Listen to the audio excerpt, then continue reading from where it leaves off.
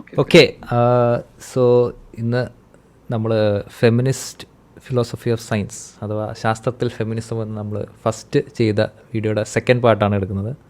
Just ഒരു quick റീക്യാപ്പിന് നമ്മൾ first പാർട്ടിൽ ചെയ്തത് ഡെഫിനിഷൻസ് ആയിരുന്നു. Like what is feminist philosophy of science, common objections എന്താണ്. ഫെമിനിസ്റ്റ് ഫിലോസഫി ഓഫ് സയൻസ് എന്ന് കേൾക്കുമ്പോൾ തന്നെ നമുക്ക് സാധാരണ ആളുകൾ വരുന്ന ഒബ്ജെക്ഷൻസും കോമൺ തോട്ട്സും എന്താണ്, ബയസസ് ഇൻ സയൻസ് എന്താണ്, കോൺഷ്യസ് വേഴ്സസ് അൺകോൺഷ്യസ് ബയസ് എന്താണ്, ആൻഡ്രോസെൻട്രിസിസം ഇൻ ബയസ് എന്താണ്, സയൻസിലുള്ള ഹിസ്റ്ററി ഓഫ് ജെൻഡർ ബയസ് എന്താണ്, ന്യൂറോസെക്സിസം എന്താണ്, ഇങ്ങനെ ഒരുവിധം സംഭവങ്ങളായിരുന്നു നമ്മൾ കഴിഞ്ഞ വീഡിയോയിൽ ചെയ്തത്. അപ്പോൾ നമ്മൾ കഴിഞ്ഞ വീഡിയോ പറഞ്ഞ് നിർത്തിയത് ഇനി ഇതിനൊരു പാട്ടും ഉണ്ടായിരിക്കും, അവിടെ നമ്മൾ ഇതിൻ്റെ ഒരു കണ്ടിന്യൂഷനായിട്ട് ചെയ്യുന്നു. അപ്പോൾ അതാണ് ഇന്നത്തെ വീഡിയോ. അപ്പോൾ കഴിഞ്ഞ വീഡിയോയുടെ കൂടെ പോലെ തന്നെ നമ്മളിവിടെ രാജേഷ് ഉണ്ട്. രാജേഷ്, ഇന്ന് എന്താണ് നമ്മൾ എക്സ്പ്ലെയിൻ ചെയ്യാൻ പോകുന്നത്, അല്ലെങ്കിൽ എന്താണ് അതിൻ്റെ എക്സ്റ്റൻഷനായിട്ട് എന്തൊക്കെയാണ് വരുന്നത്?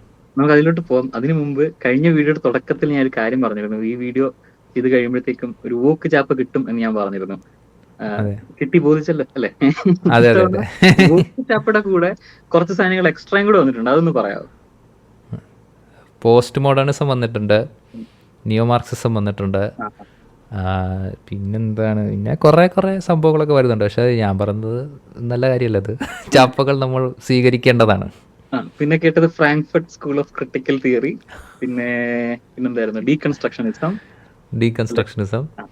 അങ്ങനെ കുറെ സാധനങ്ങൾ വന്നിട്ടുണ്ട്. അപ്പോ വെറൈറ്റി ആയിട്ടുണ്ട്. നമുക്ക് അത് സെപ്പറേറ്റ്ലി അഡ്രസ് ചെയ്യേണ്ട ഒരു ഇഷ്യൂ ആണ്. അതിനകത്ത് ശരിക്കും പറഞ്ഞാൽ പല ടൈപ്പ് ഓഫ് ക്രിറ്റിസിസം ആണ് വന്നത്. ഒന്ന് ഈ പറഞ്ഞ പോലെ കുറെ ചാപ്പകൾ വന്നു. പിന്നെ വന്നത് കുറെ തെറിയാണ്.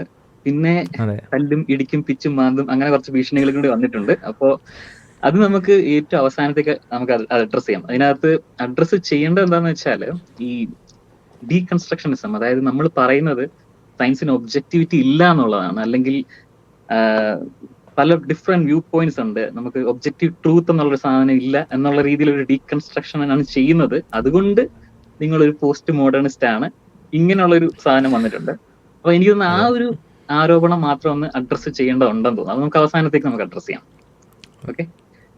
അപ്പൊ നമ്മൾ ഇന്ന് പറയാൻ പോകുന്നത് എന്താണെന്ന് വെച്ചാൽ, കഴിഞ്ഞ തവണ പ്രതീക്ഷ പറഞ്ഞ പോലെ നമ്മൾ കുറെ ടൈപ്സ് ഓഫ് ബയസിന്, ആൻഡ്രോജനിക് ബയസ്, ന്യൂറോസെക്സ്, അങ്ങനെ ടൈപ്സ്, അത് എന്തൊക്കെയാണ് എക്സിസ്റ്റിംഗ് പ്രോബ്ലംസ് എന്നുള്ളതാണ്. നമ്മൾ ജെൻഡർ ബയസ് മൂലം ശാസ്ത്രത്തിൽ എക്സിസ്റ്റ് ചെയ്യുന്ന പ്രോബ്ലംസ് എന്തൊക്കെയാണെന്നാണ് പറഞ്ഞത്. ഇത്തവണ നമ്മൾ പറയാൻ പോകുന്നത് ഇതിനെ എങ്ങനെയാണ് successfully female scientist, feminist biologist തന്നെ, ബയോളജിക്കാണ് നമ്മൾ കൂടുതൽ ഫോക്കസ് കൊടുക്കുന്നത്, ഫെമിനിസ്റ്റ് ബയോളജിസ്റ്റ് തന്നെ എങ്ങനെയാണ് ഇതിനെ കൗണ്ടർ ചെയ്തത് വളരെ സക്സസ്ഫുൾ ആയിട്ട്, ഇവരെങ്ങനെയാണ് ഇതിനെതിരെ ഒരു അപ്ഹിൽ ബാറ്റിൽ നടത്തിയത്, ആ ഒരു കഥയാണ് പറയുന്നത്. അതിന് കുറച്ച് കേസ് സ്റ്റഡീസിലൂടെയാണ് നമ്മൾ പറയുന്നത്. കുറച്ച് ഇൻസിഡൻസ്, കുറച്ച് ഇതിനകത്ത് നടന്ന കുറച്ച് തർക്കങ്ങൾ, അങ്ങനെയുള്ള ഇതിലൂടെയാണ് നമ്മളത് പറഞ്ഞു പോകുന്നത്.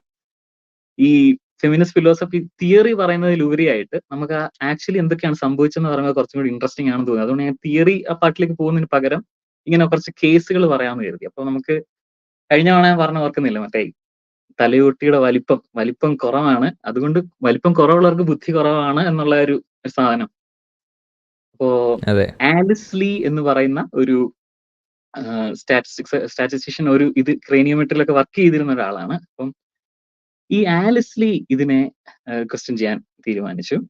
ആലിസ് ലീ എന്താണ് ചെയ്തതെന്ന് വെച്ചാൽ, ആലിസ് ലീ ആ സമയത്ത് ഒരു കാൾ പിയേഴ്സൺ എന്ന് പറഞ്ഞൊരു പ്രശസ്തനായ ഒരു സ്റ്റാറ്റിസ്റ്റിഷ്യൻ ഉണ്ട്. അപ്പം ഒരു മാത്തമാറ്റീഷ്യൻ ആണ്.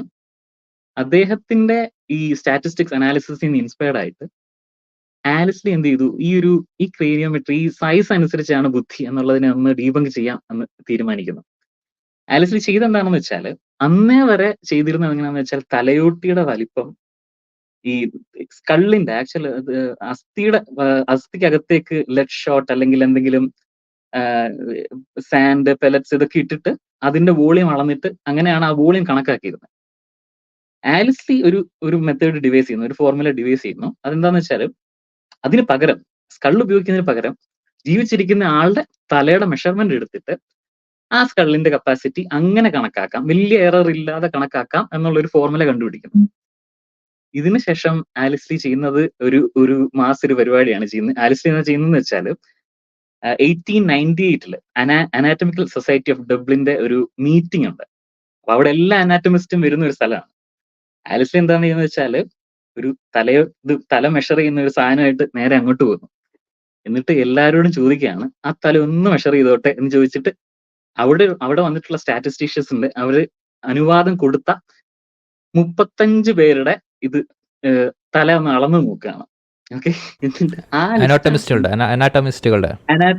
അന്ന് എല്ലാവരും ആണുങ്ങളാണ്, അത് പ്രത്യേകിച്ച് പറയണ്ടല്ലോ. അപ്പൊ ആ ലിസ്റ്റാണ് ഇവിടെ സ്ക്രീനിൽ നിങ്ങൾ കാണുന്നത്. 35 ആൾക്കാരുടെ അനാറ്റമിസ്റ്റുകളുടെ ഈ ക്രേനിയൽ കപ്പാസിറ്റി അളന്ന ഒരു മെഷർമെന്റ് ആണ് ഇവിടെ കാണുന്നത്. അപ്പൊ ഇതിനകത്ത് തമാശ എന്താന്ന് വെച്ചാല്, ഇതിൽ ഏറ്റവും താഴെ വന്നിരിക്കുന്ന ജെ കോൾമാൻ എന്ന് പറയുന്ന ആള് അന്നത്തെ ഏറ്റവും പ്രഗത്ഭനായ ഒരു ആന്ത്രോപോളജിസ്റ്റ് ആണ്. അയാളുടെ തലയോട്ടിയുടെ വലിപ്പമാണ് ഏറ്റവും ചെറുതായിട്ട് വന്നത്. ഇതിനകത്ത് ഒരു 2 കോളം കാണാം, ഒരു 2 ബോക്സസ് ആയിട്ട് തിരിച്ചിരിക്കുന്ന കാണാം. അതൊരു 17 പേരുള്ള ഒരു ഗ്രൂപ്പും 16 പേരുള്ള ഒരു ഗ്രൂപ്പും ആണെന്ന് തോന്നുന്നു. അത് എന്താ ചെയ്തെന്ന് വെച്ചാല്, ഫസ്റ്റ് ഗ്രൂപ്പിന്റെ ആവറേജ് മെഷർമെന്റ് നോക്കുമ്പോൾ 1600 സംതിങ് വരുന്നു. സെക്കൻഡ് ഗ്രൂപ്പിന്റെ ആവറേജ് നോക്കുമ്പോൾ 1400 സംതിങ് വരുന്നു. അപ്പം ഈ തിയറി ശരിയാണെങ്കിൽ, അതായത് തലയോട്ടിയുടെ വലിപ്പമാണ് ബുദ്ധിയുടെ മാനദണ്ഡം എങ്കിൽ, ഈ താഴെയുള്ള ഗ്രൂപ്പിലുള്ള ആൾക്കാര് മുകളിലുള്ള ഗ്രൂപ്പിനേക്കാൾ മോശം ഇന്റലിജൻസ് ഉള്ളവരാണ്, അങ്ങനെയാണ്. പക്ഷെ തമാശ എന്താന്ന് വെച്ചാൽ, ഈ താഴത്തെ ഗ്രൂപ്പിലുള്ളതൊക്കെ വളരെ പ്രഗത്ഭരായിട്ടുള്ള ആൾക്കാരാണ്. മുകളിലത്തെ ഗ്രൂപ്പിലും നല്ല ആൾക്കാർ, പ്രഗത്ഭരായ ആൾക്കാർ തന്നെ. പക്ഷെ താഴത്തെ ഗ്രൂപ്പിലുള്ളവർ അതിപ്രഗത്ഭരായ ആൾക്കാരാണ്. അപ്പം ഇവർക്ക് ബാക്കിയുള്ളവരെ അപേക്ഷിച്ച് ബുദ്ധി കുറവാണ് എന്ന് പറയാൻ പറ്റില്ല. അത് ഇങ്ങനെ മാത്രമല്ല ആലിസ്ലി പ്രൂവ് ചെയ്തത്. ആലിസ്ലി അതിനോടൊപ്പം തന്നെ സ്ത്രീകളുടെ കുറച്ച് സ്റ്റുഡൻസിന്റെ മെഷർമെന്റും കൂടെ കമ്പയർ ചെയ്തിട്ടാണ് ഇത് പറയുന്നത്. ഇതിനകത്ത് രസം എന്താന്ന് വെച്ചാല്, ഈ അതിനകത്ത് താഴെ 8ാമത് ഒരു William turner, sir William turner. ഈ സർ വില്യം ടേണർ താഴെ 8ാമത്തെ പേരാണ് സർ വില്യം ടേണർ. ആലിസ്ലിയുടെ ഇത് ഡോക്ടറൽ തീസിസിന്റെ എക്സാമിനർ ആയിട്ട് വരുന്നത് ഈ വില്യം ടേണറാണ്. സ്വാഭാവികമായും അറിയാലോ, താഴെ 8ാമതാണ് തലയോട്ടിയുടെ വലുപ്പത്തിൽ. അപ്പോ ഇത് പുറത്തു വന്നപ്പോ തന്നെ ഭയങ്കരമായ ഒരു പ്രശ്നം ഇതിനകത്ത് ഇവരുടെ ഗ്രൂപ്പിനുള്ളിൽ തന്നെ വരികയാണ്. കാരണം ആലിസ്ലി പറഞ്ഞത് തെറ്റാണ് എന്ന് പറഞ്ഞു കഴിഞ്ഞാൽ ഇവർക്കത് ശരിയാവില്ല. ശരിയാണെന്നും പറയാൻ പറ്റില്ല, തെറ്റാണെന്നും പറയാൻ പറ്റാത്ത ഒരു അവസ്ഥയിലേക്ക് പോവാണ്. അപ്പൊ ഇവർ ചെയ്യുന്ന എന്താന്ന് വെച്ചാൽ, ഇതിനോട് ഇവർ റെസ്പോണ്ട് ചെയ്യുന്നത് വളരെ ദേഷ്യത്തോടു കൂടിയുള്ള ഒരു റെസ്പോൺസാണ് വരുന്നത്. ഈ വില്യം ടേണർ 3 പേരടങ്ങിയ ഒരു എക്സാമിനർ സംഘമാണ് ഈ ഡോക്ടർ എക്സാമിനേഴ്സ് ആയിട്ട് വരുന്ന ആലിസ്ലിയുടെ. എനിക്ക് ഊഹിക്കാം നിങ്ങൾ പോസ്റ്റ് മോഡേണിസ്റ്റ് എന്ന് പറഞ്ഞു കാണും. അങ്ങനെ പറഞ്ഞില്ല. അന്ന് പറഞ്ഞത് കുറച്ചും കൂടി സിനിസ്റ്റർ ആയിട്ടാണ് പറഞ്ഞത്. അന്ന് പറഞ്ഞ എന്താന്ന് വെച്ചാൽ, നിങ്ങൾ കോപ്പി അടിച്ചു, നിങ്ങളുടെ ഏതോ മെയിൽ കൊളീഗിന്റെ, അത് ഈ കാൾ പിയേഴ്സന്റെ വർക്ക് നിങ്ങൾ കോപ്പി അടിച്ചാണ് ഇത് ചെയ്തിരിക്കുന്നത്, നിങ്ങളുടെ വർക്കിന് ഒറിജിനാലിറ്റി ഇല്ല എന്ന് പറഞ്ഞ് ഇവർക്ക് ഡോക്ടറേറ്റ് കൊടുക്കുന്നത് വൈകിപ്പിക്കുകയാണ്. അവസാനം ഇതൊരു പ്രശ്നമായിട്ട് ഇതിന് ഒരു സൊല്യൂഷൻ കണ്ടെത്താനായിട്ട് ഒരാളെ വിളിക്കുന്നുണ്ട്. ആ ആള് ഫ്രാൻസിസ് ഗാൾട്ടൻ ആണ്. ഫ്രാൻസിസ് ഗാൾട്ടൻ എന്ന് പറഞ്ഞ ചാൾസ് ഡാർവിന്റെ കസിൻ, യൂജനിക്സ് ഒക്കെ ഉണ്ടാക്കിയ ആളാണ്.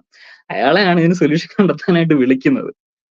പക്ഷെ ഇതിനകത്ത് സംഭവിച്ചതെന്ന് വെച്ചാൽ, ഇവർ കോപ്പി അടിച്ചു എന്ന് പറഞ്ഞ കാൾ പിയേഴ്സൺ ആലിസ്ലിയെ കട്ടയ്ക്ക് സപ്പോർട്ട് ചെയ്തു. ആലിസ്ലി എന്റെ കോപ്പി അടിച്ചതല്ല, ആലിസ്ലിയുടെ സ്വന്തം വർക്കാണിത് എന്ന് പറഞ്ഞ് ത്രൂ ഔട്ട് ബാക്ക് ചെയ്തു. അതുകൊണ്ട് തന്നെ കുറെ നെഗോസിയേഷൻസും പ്രശ്നങ്ങളും ഒക്കെ കഴിഞ്ഞിട്ട് 1898 തുടങ്ങിയിട്ട് 1901 അവർക്ക് ലണ്ടൻ യൂണിവേഴ്സിറ്റി ഡോക്ടറേറ്റ് കൊടുക്കുകയാണ്. അപ്പൊ ഒരു എക്സിസ്റ്റ് ചെയ്യുന്ന ഒരു ബയസ് ഇല്ലാതാക്കാൻ കണ്ടോ, നിങ്ങളുടെ തലയോട്ടിയുടെ വലിപ്പം ഇതാണ്, അപ്പൊ നിങ്ങൾ സമ്മതിക്കുമോ എന്ന് ചോദിക്കേണ്ടി വന്നു. അവസാനം അവർക്ക് അത് സമ്മതിച്ചു കൊടുക്കേണ്ടി വന്നു. അങ്ങനെയാണ് ആദ്യമായിട്ട് ഈ തലയോട്ടിയുടെ വലിപ്പവും ബുദ്ധിയും തമ്മിലുള്ള കോറിലേഷൻ ഉണ്ടെന്നുള്ള മിത്ത് ബസ്റ്റ് ചെയ്യുന്നത്. എന്നിട്ട് അത് ബെസ്റ്റ് ചെയ്തത് കൊണ്ട് അതിനകത്തൊരു ബയസ് ചൂണ്ടിക്കാണിച്ച തെറ്റ് തിരുത്തിയപ്പോ അവർക്ക് കുറെ ബുദ്ധിമുട്ടുകളിലൂടെ പോവേണ്ടി വരികയാണ് ചെയ്തത്. പിന്നെ അലസിയുടെ കഥ ഇവിടെ തീരുന്നില്ല, അവസാനം കുറച്ച് കാര്യങ്ങൾ കൂടി പറയാനുണ്ട്, അത് പിന്നെ പറയാം. ഓക്കെ, അടുത്ത സ്ലൈഡിലോട്ട് പോകാം നമുക്ക്. അടുത്തത് ഡാർവിന്റെ നാച്ചുറൽ സെലക്ഷൻ. ഡാർവിന്റെ നാച്ചുറൽ സെലക്ഷൻ നമ്മൾ കഴിഞ്ഞ തവണ പറഞ്ഞു. നാച്ചുറൽ സെലക്ഷൻ എന്ന് പറയുമ്പോൾ ഡാർവിൻ അതിനകത്ത് കുറച്ച് നാച്ചുറൽ സെലക്ഷൻ സംഭവിക്കുന്ന ഒരു കാര്യമാണ്, അത് എവല്യൂഷനകത്ത് ഒരു സ്ഥാനമുള്ള കാര്യമാണ്. പക്ഷേ ഡാർവിൻ അതിനകത്ത് സ്ത്രീകളെ ഒരു ഇൻഫീരിയർ ആയിട്ട് കാണിക്കാൻ വേണ്ടിയിട്ട് കുറച്ച് കാര്യങ്ങൾ പറഞ്ഞു. അതെന്തൊക്കെയാന്ന് വെച്ചാൽ ബിഹേവിയർ വെച്ചിട്ടാണ്. അന്ന് ആണുങ്ങൾ എന്ന് പറയുന്നത് ഈഗർ ടു മീറ്റ് ആണ്, പക്ഷെ ഫീമെയിൽസ് എപ്പോഴും സബ്മിസീവ് റോള് മാത്രം എടുക്കുന്ന ആൾക്കാരാണ് എന്നുള്ള ഒരു കാര്യം. പിന്നെന്താന്ന് വെച്ചാല് ആണുങ്ങൾ ഇങ്ങനെ കോമ്പറ്റീഷൻ, ആണുങ്ങൾ തമ്മിലുള്ള പരസ്പരം ഉള്ള ഭയങ്കരമായ കോമ്പറ്റീഷൻ കാരണം ആണുങ്ങൾ സുപ്പീരിയർ ആകുന്നു എന്നുള്ളതാണ് അടുത്ത അസംഷൻ. ഈ സുപ്പീരിയോറിറ്റി വരുന്നത് അവരുടെ ഇന്റലിജൻസ് കൂടുന്നത് കൊണ്ടാണെന്നുള്ളതാണ്. ഈ പ്രഷർ കാരണം അവരുടെ ഇന്റലിജൻസ് കൂടുന്നു, സ്ത്രീകളുടെ ഇന്റലിജൻസ് കുറയുന്നു എന്നുള്ളത് മറ്റൊരു അസംഷൻ. പിന്നെന്താന്ന് വെച്ചാൽ ആണുങ്ങളിൽ മാത്രമാണ് എവല്യൂഷൻ സംഭവിക്കുന്നത്, സ്ത്രീകളിൽ എവല്യൂഷനെ വരുന്നില്ല. ആണുങ്ങളിൽ സംഭവിക്കുന്ന എവല്യൂഷൻ അവരുടെ ഓഫ് സ്പ്രിങ് ആയിട്ടുള്ള സ്ത്രീകളിലേക്ക് അവർ പകർന്നു കൊടുക്കുകയാണ് എന്നുള്ള മറ്റത്. അത് അപ്പോ സ്ത്രീകൾക്ക് കുറച്ച് ബുദ്ധിയൊക്കെ ഉണ്ട് കേട്ടോ, എന്നത് ഇതിനകത്ത് എഴുതിയിട്ടുണ്ട്. Inherit qualities like intelligence but to a far less degree. കുറച്ച് ബുദ്ധിയൊക്കെ ഉണ്ട്, പക്ഷെ ആ ഉള്ള ബുദ്ധി വരുന്നത് അവരുടെ അച്ഛന്മാരിൽ നിന്ന് പകർന്നു കിട്ടുന്നതാണെന്നുള്ളതാണ് പോസിറ്റീവ്. അപ്പൊ സ്ത്രീകളിൽ ഒരു എവല്യൂഷൻ സംഭവിക്കുന്നതേ ഇല്ല, ഉള്ള ബുദ്ധി കുറച്ചുള്ള ബുദ്ധി കിട്ടുന്ന അച്ഛന്മാരിൽ നിന്നുള്ള ഒരു പോസ്റ്റുലേറ്റ്. പിന്നെ വേറൊരു സംഗതി എന്താന്ന് വെച്ചാൽ മാമൽസിലും ഒക്കെ ആണുങ്ങൾ വലിപ്പം വളരെ കൂടുതലായിരിക്കും. ഇതൊക്കെ ഈ നാച്ചുറൽ സെലക്ഷന്റെ ഭാഗമായിട്ടുള്ളതാണെന്നുള്ള മറ്റൊരു ഇത്. ഇതൊക്കെ തന്നെ കൃത്യമായി സയന്റിഫിക്കലി ഡീബങ്ക് ചെയ്തിരുന്നു എന്നുള്ളതാണ് തമാശ. അപ്പോ ഇത് ഡീബങ്ക് ചെയ്യാൻ ഡാർവിൻ ഇത് പ്രപ്പോസ് ചെയ്യുന്നത് 1870s ഈ ഡിസെന്റ് ഓഫ് മാൻ വരുന്നത് 1871 എന്താണ്. അതിനുശേഷം ഒരു നൂറ്റാണ്ടും കഴിഞ്ഞിട്ടാണ് ശരിക്കും സയന്റിഫിക്കലി ഇതിനകത്തൊക്കെ പ്രശ്നങ്ങൾ ഉണ്ടെന്ന് പറയുന്നത്.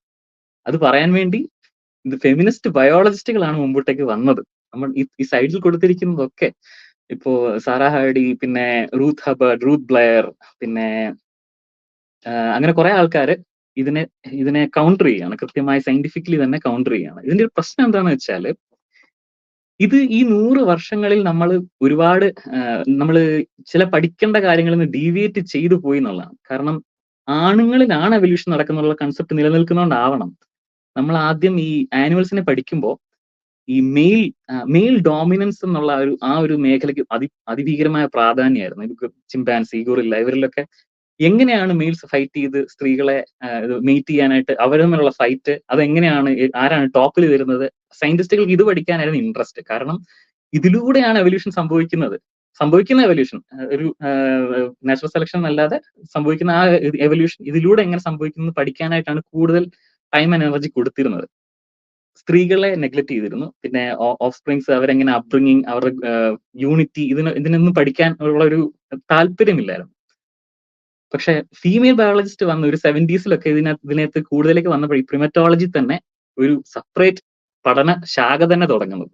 എങ്ങനെയാണ് സ്ത്രീകൾ അവരുടെ കാര്യങ്ങൾ ഈ കമ്മ്യൂണിറ്റിയിൽ അവരുടെ റോൾ എന്താണ്, അവരെങ്ങനെയാണ് ഫങ്ഷൻ ചെയ്യുന്നത് കൂടുതലായിട്ട് പഠിക്കാൻ തുടങ്ങി. അപ്പൊ ഈ ഡാർവിന്റെ ഈ തെറ്റായിട്ടുള്ള ഈ ബയസ്, ജെൻഡർ ബയസ് മൂലമുള്ള ഈ അസംഷൻസ് കാരണം നമ്മൾ ശരിക്കും ശാസ്ത്രത്തിനെ കുറച്ച് പുറകോട്ട് വലിച്ചു. അതിനെ ഡീബങ്ക് ചെയ്യാൻ വേണ്ടി വന്നതാരാ? Feminist biologist. എന്നിട്ട് നമ്മൾ അവരെ വിളിക്കുന്നത് എന്താണ്? സ്യൂഡോ സയന്റിസ്റ്റ് എന്ന്. അപ്പോ ഇതിനകത്ത് ഏറ്റവും അവസാനം കൊടുത്തിരിക്കുന്ന കായ ടോംബാക്കിന്റെ സ്റ്റഡി, ഇത് മാർച്ച് 12, ഇന്ന് 18 ജസ്റ്റ് 4 ദിവസം മുമ്പ് റിലീസ് ചെയ്ത നേച്ചറിൽ വന്ന ഒരു സ്റ്റഡിയാണത്.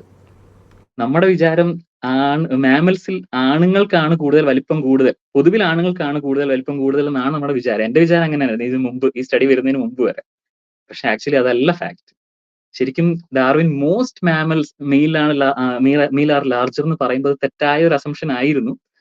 കാരണം നമ്മൾ ചുറ്റും കാണുന്ന അല്ലെ നമുക്ക് പരിചയമുള്ള മൃഗങ്ങളിൽ അങ്ങനെയാണെന്ന് പറഞ്ഞ എല്ലാ മാമൽസിലും അങ്ങനെ ആവണമെന്നില്ല. ശരിക്കും 45% വരെ ആണുങ്ങളാണ് വലിപ്പം കൂടുതൽ, ബാക്കിയുള്ളത് ഒന്നെങ്കിൽ സെയിം അല്ലെങ്കിൽ ഫീമെയിൽസിന് വലിപ്പം കൂടുതൽ. അപ്പം മോസ്റ്റ് എന്ന് പറയാൻ നമുക്ക് പറ്റില്ല എന്നുള്ളതാണ് മനസ്സിലാക്കുന്നത്. അപ്പൊ ഡാർവിന്റെ ഇങ്ങനെയുള്ള ഓരോ അസംഷൻസും ഇപ്പോഴും ഡീബങ്ക് ചെയ്തുകൊണ്ടിരിക്കുകയാണ്. ഒരു 100 വർഷം കഴിഞ്ഞിട്ടാണ് ഇതൊക്കെ സംഭവിക്കുന്നത് എന്നുള്ളതാണ്. അത് ഡീബങ്ക് ചെയ്യാൻ വേണ്ടി വന്നത് ഫെമിനിസ്റ്റ് ബയോളജിസ്റ്റ് ആണ്. അപ്പൊ നമുക്ക് അടുത്തതിലോട്ട്. പക്ഷെ ഇന്ന് നമ്മുടെ സയൻസ് കമ്മ്യൂണിക്കേറ്റേഴ്സ് പറയുന്നത് ഫെമിനിസ്റ്റ് ബയോളജിസ്റ്റ് സൂഡോ സയന്റിസ്റ്റുകളാണ്, ദേ പ്രാക്ടീസ് സൂഡോ സയൻസ് എന്നാണ്. ബട്ട് ഇവർ കൊണ്ടുവന്ന ഈ ഐഡിയോളജിയാണ് അവരും പറയുന്നത്. ഇവർ കൊണ്ടുവന്ന ക്രിട്ടീക്കുകളായിരിക്കും ചിലപ്പോൾ ഇന്ന് അവർ ഈ സൂഡോ സയൻസ് ആണെന്ന് വിമർശിക്കുന്നവർ പോലും ഈ ഫെമിനിസ്റ്റ് ബയോളജിസ്റ്റ് ആക്ച്വലി കോൺട്രിബ്യൂട്ട് ചെയ്ത റെഫറൻസുകൾ കോട്ട് ചെയ്തിട്ടായിരിക്കും അവർ സയൻസ് കമ്മ്യൂണിക്കേറ്റ് ചെയ്യുന്നത്. തീർച്ചയായും. കാരണം ഇത് ഇവിടെ കൊണ്ട് തീരുന്നില്ല. ഇത് ഒരുപാട് കോൺട്രിബ്യൂഷൻസ് കൊടുത്തിട്ടുള്ളതാണ് ഫെമിനിസ്റ്റ് ബയോളജിസ്റ്റ്. അപ്പം നമുക്ക് ലേബൽ ചെയ്ത് ഇതൊരു മതമാണ്, ഇതൊരു സ്യൂഡോ സയൻസ് ആണെന്നൊക്കെ പറയാൻ എളുപ്പമാണ്. പക്ഷെ അവരുടെ ആക്ച്വൽ കോൺട്രിബ്യൂഷൻസ് എന്താണ്, ശാസ്ത്രത്തിന് അവരെന്താണ് ചെയ്തത്, ആരൊക്കെയാണ് ഇവർ, അവരുടെ വർക്ക് എന്താണ്, അവരുടെ പൊസിഷൻസ് എന്താണ്, അവരുടെ ഈ പബ്ലിക്കേഷൻസിന്റെ ലിസ്റ്റ് എന്താണെന്നൊക്കെ നോക്കുമ്പോൾ അസാധ്യമായ കോൺട്രിബ്യൂഷൻസ് കൊടുത്തിട്ടുള്ള ആൾക്കാരാണ് ഇവർ. അതാണ് ഞാൻ ഇവരുടെ ഫോട്ടോ ഉൾപ്പെടെ ഇട്ടിരിക്കുന്നത്. നമുക്ക് പലരെ അറിയില്ല. അതുകൊണ്ടാണ് ഞാൻ ഈ സാറാ ഹാർഡിയും റൂത്ത് ഹബർഡ് ഒക്കെ ഇതിനകത്ത് വണ്ടർഫുൾ വർക്ക് ചെയ്തിട്ടുള്ള ആൾക്കാരാണ്. അപ്പൊ നമുക്ക് അടുത്തതിലേക്ക് പോവാം. ഇത് നല്ല രസമുള്ള ഒരു സാധനമാണ്. ഇത് എന്താന്ന് വെച്ചാല് എഗ്ഗും സ്പേമും നമുക്ക് സയൻസിൽ നമ്മൾ എപ്പോഴും കുറെ മെറ്റഫേഴ്സ് യൂസ് ചെയ്യും. ജെൻഡേർഡ് മെറ്റഫേഴ്സ് എന്ന് പറയുന്ന രീതിയിൽ പല മെറ്റഫേഴ്സും യൂസ് ചെയ്യാറുണ്ട്. എളുപ്പത്തിൽ കമ്മ്യൂണിക്കേറ്റ് ചെയ്യാൻ, നമ്മളുടെ സ്റ്റീരിയോ ടൈപ്സിനെ സാറ്റിസ്ഫൈ ചെയ്യുന്ന രീതിയിൽ കമ്മ്യൂണിക്കേറ്റ് ചെയ്യാനുള്ള എളുപ്പത്തിൽ പലപ്പോഴും തെറ്റായിട്ടുള്ള മെറ്റഫേഴ്സ്, ജെൻഡേർഡ് മെറ്റഫേഴ്സ് നമ്മൾ യൂസ് ചെയ്യാറുണ്ട്. അതിന് ഉദാഹരണം പറയുകയാണെങ്കിൽ ഇപ്പോൾ ടെസ്റ്റോസ്റ്റിറോൺ എന്ന് പറയുന്നത് മെയിൽ ഹോർമോൺ, എസ്ട്രോജൻ എന്ന് പറയുന്ന ഫീമെയിൽ ഹോർമോൺ, ഇങ്ങനെ പറയാറുണ്ട്. പക്ഷെ അതിനകത്ത് പ്രശ്നം എന്താണെന്ന് വെച്ചാൽ ഈ രണ്ട് ഹോർമോൺസും ആണിലും പെണ്ണിലും ഉള്ളതാണ് എന്നുള്ളതാണ് തമാശ. ഈ രണ്ട് ഹോർമോൺസിൽ ആണിലും പെണ്ണിലും ഒരുപാട് ഫങ്ഷൻസ്, ഒരു വെറൈറ്റി ഓഫ് ഫങ്ഷൻസ് ഉള്ള ഹോർമോൺസ് ആണ് ഇത് രണ്ടും. ഉദാഹരണം പറയുകയാണെങ്കിൽ ഈ എസ്ട്രോജൻ ആണ് ആക്ച്വലി നമ്മളുടെ ലിംഗോദ്ധാരണത്തിന് നമ്മളെ സഹായിക്കുന്ന എസ്ട്രോജൻ ഒരു റോൾ പ്ലേ ചെയ്യുന്നുണ്ട്. അപ്പോ അങ്ങനെയുള്ള ഒരു കാര്യം നമുക്ക് ഫീമെയിൽ ഹോർമോൺ എന്ന് പറയുന്നത് മാറ്റിവെക്കാൻ പറ്റില്ല. അതുപോലെ തന്നെ ഫീമെയിൽസിൽ ടെസ്റ്റോസ്റ്റെറോൺ അവരുടെ റീപ്രൊഡക്റ്റീവ് ഇതിനകത്തൊക്കെ ഒരുപാട് ഫങ്ഷൻസ് ഉണ്ട്. അപ്പോ ഇങ്ങനെ നമ്മള് ഇതിനെ കാറ്റഗറൈസ് ചെയ്ത് ഇത് മെയിൽ ഹോർമോൺ, ഇത് ഫീമെയിൽ ഹോർമോൺ എന്ന് പറയുന്നത് സയന്റിഫിക്കലി തെറ്റാണ്, ആക്യുറേറ്റ് അല്ല. അപ്പൊ ജെൻഡേർഡ് മെറ്റഫേഴ്സ് നമ്മൾ യൂസ് ചെയ്യുമ്പോൾ നമ്മൾ ശരിക്കും സയൻസ് കമ്മ്യൂണിക്കേറ്റ് ചെയ്യല്ല ചെയ്യുന്നത്, നമ്മൾ പലപ്പോഴും അതിനെ തെറ്റായ ഒരു പൊതുധാരണ നമ്മൾ ക്രിയേറ്റ് ചെയ്യാണ് ചെയ്യുന്നത്. അതുപോലെ ഈ XY ക്രോമസോമിൽ അതേ പ്രശ്നം കാണാറുണ്ട്. ഇപ്പോ XY ക്രോമസോം ഉള്ളവർ 2 Y ഉണ്ട് പ്രശ്നമാണെന്ന് പറഞ്ഞ് അങ്ങനെയുള്ള കുറെ ഇതൊക്കെ ഉണ്ട്. അപ്പോ ഇങ്ങനെയുള്ള കാര്യങ്ങളിൽ ജെൻഡേർഡ് മെറ്റഫേഴ്സ് യൂസ് ചെയ്യുമ്പോൾ നമ്മൾ വളരെ ശ്രദ്ധിക്കണം. അതുപോലെ ഒരു ജെൻഡേർഡ് മെറ്റഫർ ആണ് ഈ സ്പേമും എഗ്ഗും. സ്പേം വളരെ നമ്മൾ പഠിച്ചിരിക്കുന്നത്, ഇത് ഞാൻ പറഞ്ഞപ്പോൾ പലർക്കും ഒരു കൗതുകകരമായ ഒരു തമാശ പോലെ, ഒരു മണ്ടത്തരം ഞാൻ പറഞ്ഞതുപോലെയാണ് അവർക്ക് ഫീൽ ചെയ്യുന്നത്. അപ്പോ എഗ്ഗ് ഇങ്ങനെയാണ് ഓട്ടോ പിടിച്ച് സ്പേമിന്റെ അടുത്ത് പോവോ, എഗ്ഗ് അവിടെ അനങ്ങാതിരിക്കുകയല്ല എന്നൊക്കെയാണ് ഇവർ പറയുന്നത്. പക്ഷെ ഇത് നമ്മൾ സയന്റിഫിക് ലിറ്ററസി ഉള്ള ഒരാൾക്ക് ഇത് പറയുന്നത് എന്താണെന്ന് മനസ്സിലാവും. കാരണം എന്താണെന്ന് വെച്ചാൽ സ്പേം മോട്ടൈൽ ആണെന്ന് നമുക്കറിയാം, എഗ്ഗ് മോട്ടൈൽ അല്ല, എഗ്ഗ് അവിടുന്ന് മാറുന്നില്ല. പക്ഷെ എങ്കിലും എഗ്ഗ് ഫെർട്ടിലൈസേഷൻ എന്നുള്ള കാര്യത്തിൽ ഒരു വളരെ ആക്റ്റീവ് റോൾ പ്ലേ ചെയ്യുന്നുണ്ട്. പക്ഷെ നമ്മൾ പഠിക്കുന്ന എന്താണ്, വളരെ മറ്റേ മാരിയോ പ്രിൻസസിനെ കാണാൻ പോകുന്ന പോലെ സ്പേം ഭയങ്കര ഡേഞ്ചേഴ്സ് ഒക്കെ തരണം ചെയ്ത് അവസാനം ഒരു റേസ് ആയിട്ടാണ് പറയുന്നത്. അവസാനം വരുന്നയാള് വിജയിച്ചിട്ട് ഇടിച്ച് തുളച്ച് അകത്ത് കയറുന്നു എന്നുള്ള, ഇതൊക്കെ ജെൻഡേർഡ് ആയിട്ടുള്ള മെറ്റഫേഴ്സ് ആണ്. ഇപ്പം സ്ത്രീ എന്ന് പറയുന്നത് കോയ്, പാസീവ്. പുരുഷന്റെ ഇത് റീപ്രൊഡക്റ്റീവ് ഇത് സെൽ എന്ന് പറയുന്നത് വളരെ ആക്റ്റീവ്, ഡേഞ്ചറസ്, ഇത് താണ്ടിക്കടന്ന് കഷ്ടപ്പെട്ട് അവിടെ എത്തുന്ന ഒരു അങ്ങനെ ഒരു ഡെപ്പിക്ഷൻ ആണ് ഇപ്പം ആനിമേഷൻസിലാണെങ്കിലും നമ്മുടെ സ്കൂളിലെ പുസ്തകങ്ങളിലും ഒക്കെ നമ്മളതാ കാണുന്നത്. പക്ഷേ അത് പറയുന്നതിന്റെ പ്രശ്നം എന്താണെന്ന് വെച്ചാൽ we are not accurately communicating science എന്നുള്ളതാണ് അതിനകത്തെ പ്രശ്നം. കാരണം എന്താന്ന് വെച്ചാൽ ഇവിടെ കുറെ സ്റ്റഡീസ് ഞാൻ ലിസ്റ്റ് ചെയ്തിട്ടുണ്ട്. ഈ സ്റ്റഡീസിലൊക്കെ പറയുന്നത് എന്താണെന്ന് വെച്ചാൽ എഗ്ഗിന് ഒരു ആക്റ്റീവ് റോൾ ഉണ്ട്. അത് ആക്ച്വലി നമ്മൾ ഇപ്പോഴും എക്സ്പ്ലോർ ചെയ്തുകൊണ്ട് ഇരിക്കുന്നതേ ഉള്ളൂ. ഇപ്പോഴും 2019 സ്റ്റഡീസ് ആണ് ഞാൻ വെച്ചിരിക്കുന്നത്. ഇപ്പോഴും എക്സ്പ്ലോർ ചെയ്തുകൊണ്ടിരിക്കുകയാണ്. ഇപ്പോ ഉദാഹരണത്തിന് ഇത് ആദ്യം ഇങ്ങനെ ഒരു പ്രശ്നമുണ്ട് എന്ന് പറഞ്ഞത് ഒരു ഫെമിനിസ്റ്റ് ബയോളജിസ്റ്റ് ആണ്, എമിലി മാർട്ടിൻ, 1991. അതിനുശേഷം ഇപ്പൊ നമുക്കറിയാം ഈ എമിലി മാർട്ടിൻ ഇത് പറഞ്ഞപ്പോ JM ബാൾസ് ആ ഒരു സ്റ്റഡി കോട്ട് ചെയ്തിട്ടൊക്കെയാണ് പറഞ്ഞിരിക്കുന്നത്. അതിനകത്ത് ഈ 1988 ഒരു സ്റ്റഡിയിൽ തന്നെ അവർ പറയുന്നുണ്ട്, ഈ എഗ്ഗിലെ സോണാപെലിസിഡ സ്പേമിനെ ക്യാപ്ചർ ചെയ്യുന്നു, tether and capture the sperm എന്നുള്ള വാക്കാണ് അവർ യൂസ് ചെയ്യുന്നത്. അപ്പോ ഇത് ഒരു ആക്റ്റീവ് റോളാണ് എഗ്ഗിന്റെ. അതുപോലെ തന്നെ അത് സ്പേം വന്ന് ഇടിച്ചു കയറുകയല്ല, ബട്ട് ബേസിക്കലി എഗ്ഗ് അങ്ങോട്ട് കയറി പിടിക്കുന്നതാണെന്നുള്ളൊരു, ഇത് ശരിക്കും രണ്ട് സെല്ലും ഒരു ആക്റ്റീവ് റോളാണ് എടുക്കുന്നതെന്നാണ് നമ്മൾ പറയേണ്ടത്. അങ്ങനെയാണ് നമ്മൾ മനസ്സിലാക്കുന്നത്. ഇപ്പോ ഇനി അതിനകത്ത് വേറൊരു രസകരമായി, ഇപ്പൊ ഞാൻ ഇവിടെ ഒരു മീം ഇട്ടിട്ടുണ്ട്, ഇത് ഒരു ഫേമസ് മീമാണ്.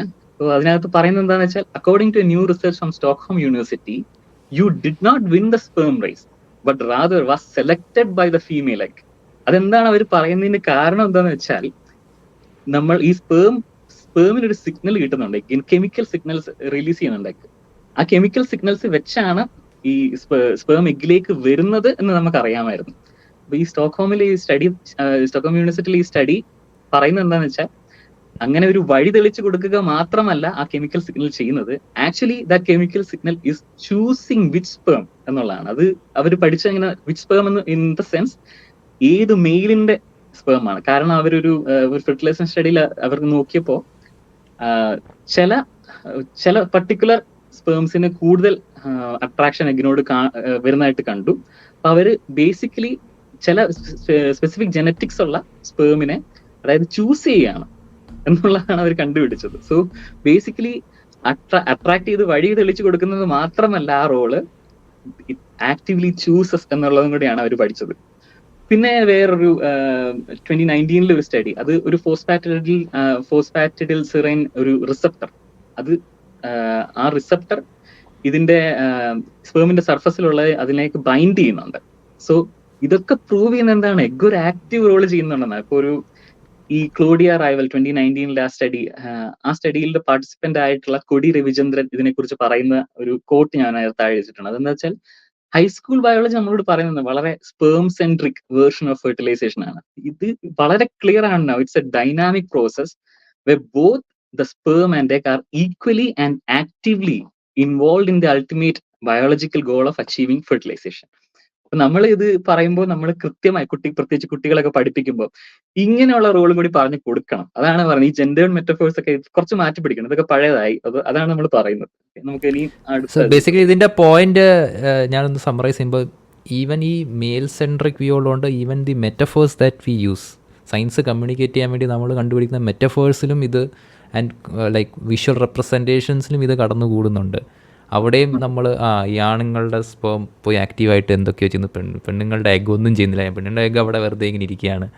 അപ്പം ഇങ്ങനെയുള്ള ഒരു സയൻസ് കമ്മ്യൂണിക്കേഷന് വേണ്ടി നമ്മൾ ആളുകൾക്ക് മനസ്സിലാകാൻ ഉണ്ടാകുന്ന എക്സാമ്പിൾസിൽ പോലും ഇത്തരം ആൻഡ്രോസെൻട്രിക് വ്യൂ കടന്നു കയറുന്നുണ്ട്. അതൊക്കെ ചൂണ്ടിക്കാണിക്കുന്നത് ഇത്തരം ഫെമിനിസ്റ്റ് ബയോളജിസ്റ്റുകളാണ്. Why are we choosing this സംഭവങ്ങൾ എന്നാണ് മെയിൻ പോയിന്റ്. അല്ലാതെ ഈ ചിലർ വിചാരിക്കുന്നത്, എനിക്ക് തോന്നുന്നു സ്പേം നേരത്തെ രാജേഷ് ദീദി ഒരു വന്ന ക്രിറ്റിസിസം നമ്മൾ നേരത്തെ ക്ലബ് ഹൗസിൽ ചർച്ച ചെയ്തപ്പോൾ വന്ന ഒരു കളിയാക്കൽ പോലെ ആളുകൾ സംസാരിച്ചതോ, എഗ് പിന്നെന്താണ് ഓട്ടോ പിടിച്ച് പോകണോ, അതല്ല പറയുന്ന പോയിന്റ്. അതല്ല ഓട്ടോ പിടിച്ച് പോകണം എന്നല്ല പറയുന്ന പോയിന്റ്.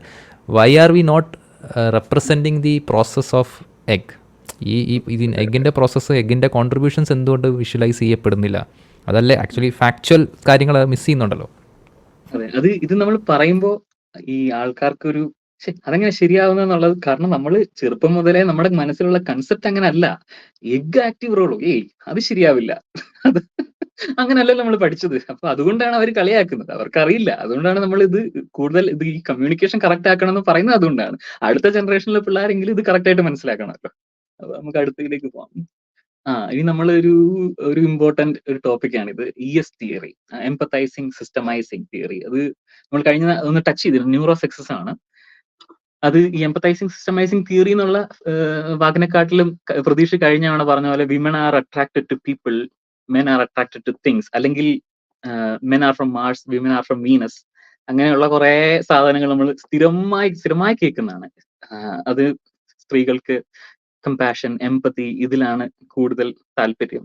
പുരുഷന്മാർക്ക് മാത്ത്, സയൻസ് ഇതിലൊക്കെ കൂടുതൽ ശോഭിക്കുന്നത് പുരുഷന്മാരാണ്. ഈ സാധനം സ്ഥിരമായി നമ്മൾ കേൾക്കുന്ന നമ്മളുടെ സൊസൈറ്റിയിലെ ഒരു പൊതുബോധമാണ്. അപ്പോൾ അതിന്റെ ഒരു തിയറി, ആ പൊതുബോധത്തിനെ ഊട്ടി ഉറപ്പിക്കുന്ന ഒരു തിയറിയാണ് എംപത്തൈസിങ് സിസ്റ്റമൈസിങ് തിയറി. ഈ തിയറി വന്നപ്പോൾ അത് സൈമൺ ബാരൺ കോഹൻ എന്ന് പറയുന്ന കേംബ്രിഡ്ജിലെ, കഴിഞ്ഞ തവണ ഞാൻ ഓക്സ്ഫോർഡ് എന്നാണ് പറഞ്ഞത്, കേംബ്രിഡ്ജിലെ ആളാണ് ഇദ്ദേഹമാണ് ഇത് ഈ നമുക്ക് ഓൾറെഡി സമൂഹത്തിൽ എക്സിസ്റ്റ് ചെയ്യുന്ന ഈ സ്റ്റീരിയോ ടൈപ്പിന് ഒരു സയന്റിഫിക് ഡയമെൻഷൻ കൊടുക്കാൻ ശ്രമിച്ച ആള്. അപ്പൊ ഈ തിയറിയുടെ ഒരു പ്രശ്നം എന്താണെന്ന് വെച്ചാൽ, ഈ തിയറി ബേസിക്കലി പറയാൻ ശ്രമിക്കുന്നത് 2 ടൈപ്പ് ബ്രെയിൻ ഉണ്ട്, ഫീമെയിൽ ബ്രെയിനും മെയിൽ ബ്രെയിനും.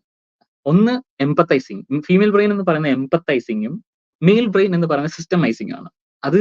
അതുകൊണ്ടാണ് സ്ത്രീകളും പുരുഷന്മാരും ഇങ്ങനെ വ്യത്യസ്ത രീതിയിൽ ബിഹേവ് ചെയ്യുന്നത് എന്നുള്ള ഒരു തിയറിയാണിത്. സോ ഇതിനകത്ത് പല പഠനങ്ങൾ, പുള്ളി ഓട്ടിസത്തിലൊക്കെയാണ് പുള്ളിയുടെ ഒരു ഇത്. അപ്പൊ ഓട്ടിസത്തിന്റെ പഠനത്തിനോടനുബന്ധമായി നിരവധി പഠനങ്ങളിലൂടെയാണ് പുള്ളി എംപത്തൈസിങ് സിസ്റ്റമൈസിങ് തിയറി ഉണ്ടാക്കിയത്. അപ്പോൾ ഇതിനകത്ത് one of the major study that he used for ഈ തിയറി, അത് ഒരു സർവേ ആണ്. ആ സർവേയില് 500,000 ആൾക്കാർ പങ്കെടുത്തു എന്നാണ് അദ്ദേഹം പറയുന്നത്.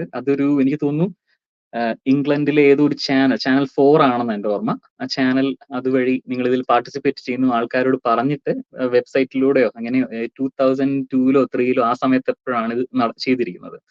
അപ്പൊ അത് ഒരുപാട് ആൾക്കാർ പാർട്ടിസിപ്പേറ്റ് ചെയ്തു ഇതില്. അപ്പൊ ഇതിനകത്ത് നിന്ന് ഈ ആൻസർ ചെയ്ത രീതിയിൽ നിന്ന് ഇവര് ഫീമെയിൽ ആണോ മെയിൽ ആണോ എന്ന് അതിനെ ചോദിക്കും. അതിനെ ബേസ് ചെയ്തിട്ട് ഫീമെയിൽസിന് കൂടുതൽ എംപത്തൈസിങ് ബിഹേവിയർ കാണിക്കുന്നു, മെയിൽ കൂടുതൽ സിസ്റ്റമൈസിങ്, ഹെൻസ് പ്രൂവ്ഡ് എന്ന് പറയുന്ന ഒരു സംഗതിയാണ്. ഈ സർവേ വെച്ചിട്ട് ആൾക്കാരെ 2 ടൈപ്പ് ഓഫ് ബ്രെയിൻ ഉണ്ട് എന്ന് ഒരു തിയറൈസ് ചെയ്യുന്ന ഒരു പരിപാടിയാണ് സൈമൺ ബാരൺ കോഹൻ ചെയ്തത്. ഇതിനകത്ത് നമുക്ക് കുറെ രസകരമായ ചോദ്യങ്ങളാണ്. ഇപ്പൊ എല്ലാം കൂടെ നമുക്ക് നോക്കാൻ സമയമില്ലെങ്കിലും ഇത് വായിക്കാൻ പറ്റുന്നുണ്ടോ എനിക്ക് അറിയില്ല. കാണാൻ പറ്റുന്നുണ്ടോ? കുറച്ച് ഞാൻ മാക്സിമൈസ് ചെയ്യാൻ ശ്രമിക്കാം. ഇപ്പോൾ കുറച്ചും കൂടെ കാണാൻ തോന്നുന്നു. ഓക്കെ. ഇപ്പം ഈ ചോദ്യം നമ്പർ 6 എന്ന് പറയുന്നത്, I really enjoy caring for other people. Strongly agree, slightly disagree. പിന്നെന്താണ്, I prefer animals to humans. I try to keep up with the current trends and fashions. Fashion ആയിട്ട് കീപ്പപ്പ് ചെയ്യുന്നുണ്ടോ എന്ന് ചോദിക്കുമ്പോൾ സ്വാഭാവികമായും ഒരു സ്ത്രീ എങ്ങനെയായിരിക്കും ആൻസർ ചെയ്യുന്നത്? ഒരു പുരുഷൻ, അതായത് ഈ ജെൻഡേർഡ് സ്റ്റീരിയോടൈപ്പിക്കൽ വേൾഡിൽ, ഈ പാട്രിയാർക്കൽ വേൾഡിൽ ജീവിക്കുന്ന ഒരു സ്ത്രീയും പുരുഷനും എങ്ങനെയാണ് ടിപ്പിക്കലി ആൻസർ ചെയ്യുന്നത് നമുക്ക് ഏകദേശം വ്യക്തമാണ് അല്ലെ? പിന്നെ വേറെന്താണ്, പിന്നെ ഒരു രസകരമായ ഒരു ചോദ്യമുണ്ട്, 18ാമത്തെ ചോദ്യം. When I was a child I enjoyed cutting up worms to see what would happen. ചെറുപ്പത്തിൽ നിങ്ങൾ ഈ വിരകളെയൊക്കെ ഇങ്ങനെ വെട്ടി രസിക്കാറുണ്ടായിരുന്നു എന്നുള്ളതാണ് ചോദ്യം. അപ്പൊ ഇങ്ങനെ കുറെ സോഷ്യൽ അല്ലെങ്കിൽ കുറെ ബിഹേവിയറൽ ചോദ്യങ്ങളാണ് ഇതിനകത്ത് നിറച്ചത്. പിന്നെ അടുത്ത ഇത് എടുക്കുകയാണെങ്കിൽ ഇത് അടുത്തത് എടുക്കുകയാണെങ്കിൽ ഇത് എംപത്തൈസിംഗും സിസ്റ്റമൈസിംഗും 2 സെപ്പറേറ്റ് സെറ്റ് ഓഫ് ക്വസ്റ്റ്യൻസ് ആണെന്ന് തോന്നുന്നു. അപ്പൊ അടുത്തതിനകത്ത് എന്താണ്, പിന്നെ ഇതിനകത്ത് I try to avoid doing household ഷോസ് if I can. When I cook I do not think about exactly how different methods and ingredients contribute to the final product. ഇങ്ങനെ ഒരു സെറ്റ് ഓഫ് സോഷ്യൽ ചോദ്യങ്ങളാണ് ഇതിനകത്ത് basically ഉള്ളത്. ഇത് നമുക്ക് വളരെ വ്യക്തമായിട്ട് അറിയാം നമ്മളെ എങ്ങനെയാണ് നമ്മളെ ഗ്രൂം ചെയ്തിട്ടുള്ളത്, നമ്മളെ കണ്ടീഷൻ ചെയ്തിട്ടുള്ളത്, നമ്മൾ ജെൻഡേർഡ് ബിഹേവിയർ, ജെൻഡേർഡ് റോൾ എങ്ങനെയാണോ ഉള്ളത് അങ്ങനെ ആയിരിക്കും നമ്മൾ ആൻസർ ചെയ്യുന്നത്. ഈ ക്വസ്റ്റ്യൻസിന് ഒരാള് സെൽഫ് റിപ്പോർട്ട് ചെയ്തതിനെ ബേസ് ചെയ്തിട്ട് പറയുകയാണ്, നിങ്ങളുടെ എംപത്തൈസിങ് ബ്രെയിൻ ആണ് കേട്ടോ, ഒരു ബയോളജിക്കൽ ഫാക്ട് ആണ് കണ്ടുപിടിക്കുന്നത് ഇതിനകത്ത്. അതാണ് തമാശ. നിങ്ങളുടെ സിസ്റ്റമൈസിങ് ബ്രെയിൻ ആണെന്നുള്ള ഒരു ബയോളജിക്കൽ ഫാക്ട് ഈ സെൽഫ് റിപ്പോർട്ട് സർവേയിൽ നിന്ന് കണ്ടുപിടിക്കുകയാണ്.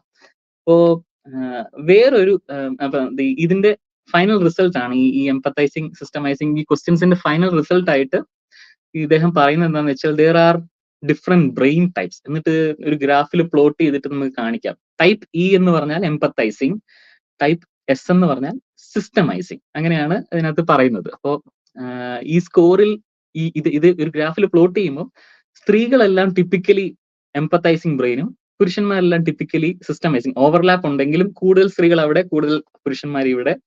therefore there is a female brain, there is a male brain എന്നുള്ള കൺക്ലൂഷൻ ആണ് ഇവിടെ എടുക്കുന്നത്.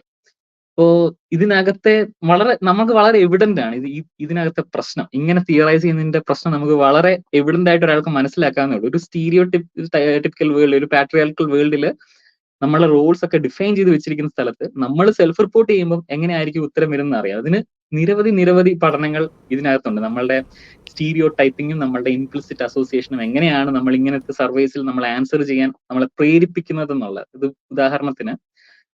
ഉദാഹരണം പറയുകയാണെങ്കിൽ, ഈ വിമൻസ് എംപത്തി മെഷർ ചെയ്യുമ്പോൾ സെൽഫ് റിപ്പോർട്ടിംഗ് ആണെങ്കിൽ അവർ അത് എക്സാജറേറ്റ് ചെയ്ത് പറയാനാണ് പതിവ്. കാരണം I'm suppose to do this എന്നുള്ള ചിന്ത. ഇതുപോലെ തന്നെ ഇൻ മെൻ നിങ്ങളുടെ മാത്ത് എബിലിറ്റി എങ്ങനെയാണെന്ന് ചോദിക്കുമ്പോൾ അവർ എക്സാജറേറ്റ് ചെയ്ത് പറയും സെൽഫ് റിപ്പോർട്ട് ചെയ്യുമ്പോൾ. കാരണം you are suppose to be good at math എന്നുള്ള ഒരു ചിന്തയാണ്. അതുപോലെ സ്പോർട്സ്, എനിക്ക് തോന്നുന്നു ഇപ്പം സ്ത്രീകൾ സ്പോർട്സ് കളിക്കരുത്, അല്ലെങ്കിൽ സ്ത്രീകൾക്ക് അധികം സ്പോർട്സ് കളിക്കാനുള്ള അവസരം ഇല്ലാത്ത ഒരു സമൂഹത്തിൽ സ്പോർട്സിനെ കുറിച്ച് പറയുമ്പോൾ ആണുങ്ങളുടെ അഭിപ്രായങ്ങളായിരിക്കുമല്ലോ. കാരണം ആണുങ്ങൾ ഐ ലൈക്ക് പ്ലേയിങ് സ്പോർട്സ് എന്നായിരിക്കും പറയുന്നത്. സ്ത്രീകൾക്ക് കാരണം അവസരങ്ങളും ഇല്ല, അങ്ങനത്തെ സംഭവങ്ങളില്ല. അപ്പം അവിടെ we like to play sports എന്ന് പറയുന്ന സ്ത്രീകൾ വളരെ കുറവായിരിക്കത്തില്ലേ? അതെ. അതാണ് ഈ ഇംപ്ലിസിറ്റ് അസോസിയേഷൻ, ഈ ടെസ്റ്റിന്റെ ഒരു പ്രശ്നം ഇതാണ്. ഇത് പല തലത്തിൽ, ഇപ്പൊ ഈ നിലഞ്ജന ദാസ് ഗുപ്തയുടെ ഒരു പഠനമുണ്ട്. അതിനകത്ത് ഈ നിരഞ്ജന നോക്കിയത് എന്താന്ന് വെച്ചാൽ, ഒരു 2 ഡിഫറെന്റ് കോളേജുകൾ എടുത്തിട്ട്, അത് വിമൻ ഓൺലി കോളേജും പിന്നെ കോവെഡ് കോളേജും നോക്കിയിട്ട് കോളേജിൽ ചേരുന്നതിന് മുമ്പ് ഈ ഇംപ്ലിസിറ്റ് അസോസിയേഷൻ ടെസ്റ്റ് ഇതെടുത്ത് നോക്കുന്നു. എങ്ങനെയാണ് ആൾക്കാർ ആൻസർ ചെയ്യുക എന്നുള്ളത് നോക്കുന്നു. കോളേജ് പഠനത്തിന് ശേഷം നോക്കുന്നു. അപ്പം ഈ വിമൻ ഓൺലി കോളേജിൽ പഠിച്ച ആൾക്കാർ ആക്ച്വലി ഈ 3 വർഷം അല്ലെ 4 വർഷം ആ കോളേജ് ടൈമിന്റെ പീരീഡ് കഴിഞ്ഞിട്ട് ഇതിനകത്ത് ആൻസർ ചെയ്യുമ്പോൾ അവരുടെ സ്കോർ സ്റ്റീരിയോടിപ്പിക്കൽ ആവുന്നതിൽ നിന്ന് കുറച്ച് മാറുന്നു. അത്ര സ്റ്റീരിയോടിപ്പിക്കൽ അല്ല. കാരണം എന്താണെന്ന് വെച്ചാൽ, സ്ത്രീകളെ മാത്രം കാണുമ്പോൾ അല്ലെങ്കിൽ ഫീമെയിൽ റോൾ മോഡൽസിനെ കാണുമ്പോൾ, ഓക്കെ നമ്മൾ പണ്ട് പഠിച്ചതുപോലെയല്ല, ഈ ട്രഡീഷണൽ റോൾസ് പോലെയല്ല, ഒരുപാട് റോൾ മോഡൽസ് ടീച്ചേഴ്സിനൊക്കെ കാണുമ്പോൾ അവരുടെ ആ ഒരു സ്റ്റീരിയോടിപ്പിക്കൽ ചിന്ത മാറുന്നുണ്ട് അല്പം. പക്ഷെ നേരെ മറിച്ച് കോവെഡ് കോളേജിൽ പോകുന്ന സ്ത്രീകൾ അവിടെ ചെന്ന് കഴിയുമ്പോഴത്തേക്ക് ആക്ച്വലി അവരുടെ ആ സ്റ്റീരിയോടിപ്പിക്കൽ അസോസിയേഷൻസ് കൂടുകയാണ്. കാരണം they are expected in a gendered world, they are expected to behave in a specific way. Covid സ്ഥലങ്ങളിൽ അവരുടെ റോൾസ് ഇതാണ് എന്ന് നിർവചിച്ച് കൊടുക്കുകയാണ് അവിടെ. അതുകൊണ്ട് തന്നെ അവരുടെ സ്റ്റീരിയോടിപ്പിംഗ് അവർ സെൽഫ് റിപ്പോർട്ട് ചെയ്യുന്ന ബിഹേവിയറിലെ സ്റ്റീരിയോടിപ്പിക് ആറ്റിറ്റ്യൂഡ് കൂടുകയാണ് അവിടെ. അപ്പോ ഈ ഇവിടെ ഒരു പ്രത്യേക ഞാൻ ഒന്ന് ഇന്റർഫിയർ ചെയ്തോട്ടെ. ഇവിടെ ഒരു പോയിന്റ് പറയണം. ഇവിടെ ഇനി രാജേഷ് കോവിഡ് സ്കൂളുകൾ വേണ്ട, എല്ലാവരും ഗേൾസ് സ്കൂളും ബോയ്സ് സ്കൂളും സെപ്പറേറ്റ് ആയിട്ട് പഠിക്കണം, അതിനുള്ള ആഹ്വാനമാണ് എന്ന് വരാൻ സാധ്യതയുണ്ട്. അതുകൊണ്ട് ഞാൻ ഇപ്പോഴേ പറയുകയാണ്, അതല്ല പറയുന്നത്. പിന്നെ അതുപോലെ തന്നെ ഈ സെൽഫ് സ്റ്റീരിയോടൈപ്പിങ്ങിന് അതിനകത്ത് വേറൊരു കൾച്ചറൽ എലമെന്റും കൂടി ഉണ്ട്. ഇപ്പോ അതാണ് ഏറ്റവും ലാസ്റ്റിലത്തെ പഠനം സ്റ്റീസി സിൻക്ലെയറിന്റെ. അതിനകത്ത് കാണുന്നതെന്ന് വെച്ചാൽ ഈ ആഫ്രിക്കൻ ഏഷ്യൻസ്, അതുപോലെ അമേരിക്കൻ ഏഷ്യൻസും അമേരിക്കൻ യൂറോപ്യൻസിന്റെയും ഇടയ്ക്ക് ഈ ഇങ്ങനെയുള്ള ക്വസ്റ്റ്യൻസ് ചോദിക്കുമ്പോൾ അവര് സെൽഫ് സ്റ്റീരിയോടൈപ്പിംഗ് കൂടുതലാണ്. കാരണം അവരുടെ പർട്ടിക്കുലർ കൾച്ചറൽ കമ്മ്യൂണിറ്റിയിൽ ആ ഒരു സെറ്റിംഗിൽ സ്ത്രീകൾക്ക് സ്പെസിഫിക് റോള് കുറച്ചും കൂടി ഒരു പക്ഷെ പറയുന്നുണ്ടാവും. അതുകൊണ്ട് അവർ സ്റ്റീരിയോടിപ്പിക്കൽ ആൻസർ പറയുന്നത് കൂടുതലാണ്. പക്ഷെ ആഫ്രിക്കൻ അമേരിക്കൻ വിമനിൽ അത് അത്ര കാണുന്നില്ല. അവരുടെ കൾച്ചർ അല്പം കൂടി ഡിഫറെന്റ് ആയതുകൊണ്ടാവണം. സോ ബേസ്ഡ് ഓൺ കൾച്ചർ ഈ സെൽഫ് സ്റ്റീരിയോടൈപ്പിംഗിൽ വ്യത്യാസമുണ്ട്. അപ്പൊ അതുകൊണ്ട് തന്നെ ഈ ഇങ്ങനൊരു പ്രശ്നം നിലനിൽക്കുന്നതുകൊണ്ട് തന്നെ നമുക്ക് ഈ സർവേ എന്ന് പറയുന്ന ഒരു സയന്റിഫിക് മെത്തഡോളജിയിൽ നമുക്കൊരു ഇൻഡിക്കേറ്റർ ആയിട്ട് യൂസ് ചെയ്യാം. പക്ഷെ ഒരിക്കലും അതൊരു ഇതാണ് സയൻസ്, അല്ലെങ്കിൽ അതിൽ നിന്ന് ഒരു ബയോളജിക്കൽ ഇൻഫറൻസ് എടുക്കുക എന്നൊക്കെ പറഞ്ഞാൽ അസംബന്ധം എന്ന് മാത്രമേ പറയാൻ പറ്റൂ. അപ്പൊ ഈ തിയറിയുടെ ബേസ് തന്നെ ഈ സർവേ ആണ്. അപ്പം ഈ സൈമൺ ബാരൻ കോഹൻ പറയുന്നത് ഇതിനകത്ത് 500,000 ആൾക്കാരാണ് ഈ പഠനത്തിൽ പങ്കെടുത്തത് എന്നാണ് ഇതിന്റെ ഒരു വാലിഡിറ്റി ആയിട്ട് പറയുന്നത്. ഇറ്റ് ഡസന്റ് മാറ്റർ എത്ര ആൾക്കാർ പങ്കെടുത്താലും അതിൽ വലിയ കാര്യമൊന്നുമില്ല. ഇനി സൈമൺ ബാരൻ കോഹന്റെ തന്നെ മറ്റൊരു സ്റ്റഡി പറയാം. അത് JC എന്ന് പറയുന്ന, അല്ലെങ്കിൽ ജെനിഫർ കൊനേലി എന്നാണെന്ന് തോന്നുന്നു പേര്, കറക്റ്റ് കൊനേലൻ ആണെന്ന് തോന്നുന്നു. എനിവേ ഇത് ഒരു അസോസിയേറ്റ് ആണ് ഈ ജെനിഫർ. സൈമൺ ബാരൻ കോഹന്റെ ലാബിൽ ഒരു അസോസിയേറ്റ് ആയിട്ട് കുറച്ചു കാലം വർക്ക് ചെയ്തിരുന്ന ആളാണ്. ഇവിടെ സൈമൺ ബാരൻ കോഹന്റെ പഠനം എന്താ ചെയ്തെന്ന് വെച്ചാൽ, പലപ്പോഴും ഈ ജെൻഡർ ഡിഫറൻസസ് പറയുമ്പോൾ അതിനുള്ള കൗണ്ടർ ആർഗ്യുമെന്റ് ആയിട്ട് വരുന്നത്, ഓക്കെ ഇപ്പൊ നമ്മൾ പറഞ്ഞതുപോലെ ഈ സ്റ്റീരിയോ ടൈപ്പ് ഒക്കെ ഉണ്ടല്ലോ എന്ന് നമ്മളിപ്പോ പറഞ്ഞില്ലേ, ആ ആർഗ്യുമെന്റിനെ ഓവർകം ചെയ്യാൻ വേണ്ടി ഇദ്ദേഹം ചെയ്ത ഒരു എക്സ്പെരിമെന്റ് ആണിത്. അതെന്താന്ന് വെച്ചാൽ, ജനിച്ച ഉടനെ വിത്തിൻ 24 hours കുട്ടികളിൽ 2 ഇമേജസ് കാണിക്കുകയാണ്. 2 ഇമേജസ്, ഒന്ന് ഒരാളുടെ ഫേസ്, ഈ എക്സ്പെരിമെന്റ് നടത്തുന്ന ജെനിഫറിന്റെ മുഖം കാണിക്കുന്നു. 2 അതെന്താ ഒരു ജെനിഫറിന്റെ മുഖത്തിനോട് വളരെ സാമ്യമുള്ള ഒരു മൊബൈൽ എന്നാണ് പറഞ്ഞത്. അതിനകത്ത് എന്തോ ബോൾ കണ്ടുണ്ട്, ആ ബോൾ മൂവ് ചെയ്യും തോന്നുന്നു, അങ്ങനെ എന്തോ ഒരു ഇമേജ്. കാരണം അവരതിനെ ജെനിഫറിന്റെ ഇമേജിനോട് ഒരു സാമ്യമുള്ള ടൈപ്പ് ഒരു ഇമേജ് ആക്കി വെച്ചിരിക്കുകയാണ്.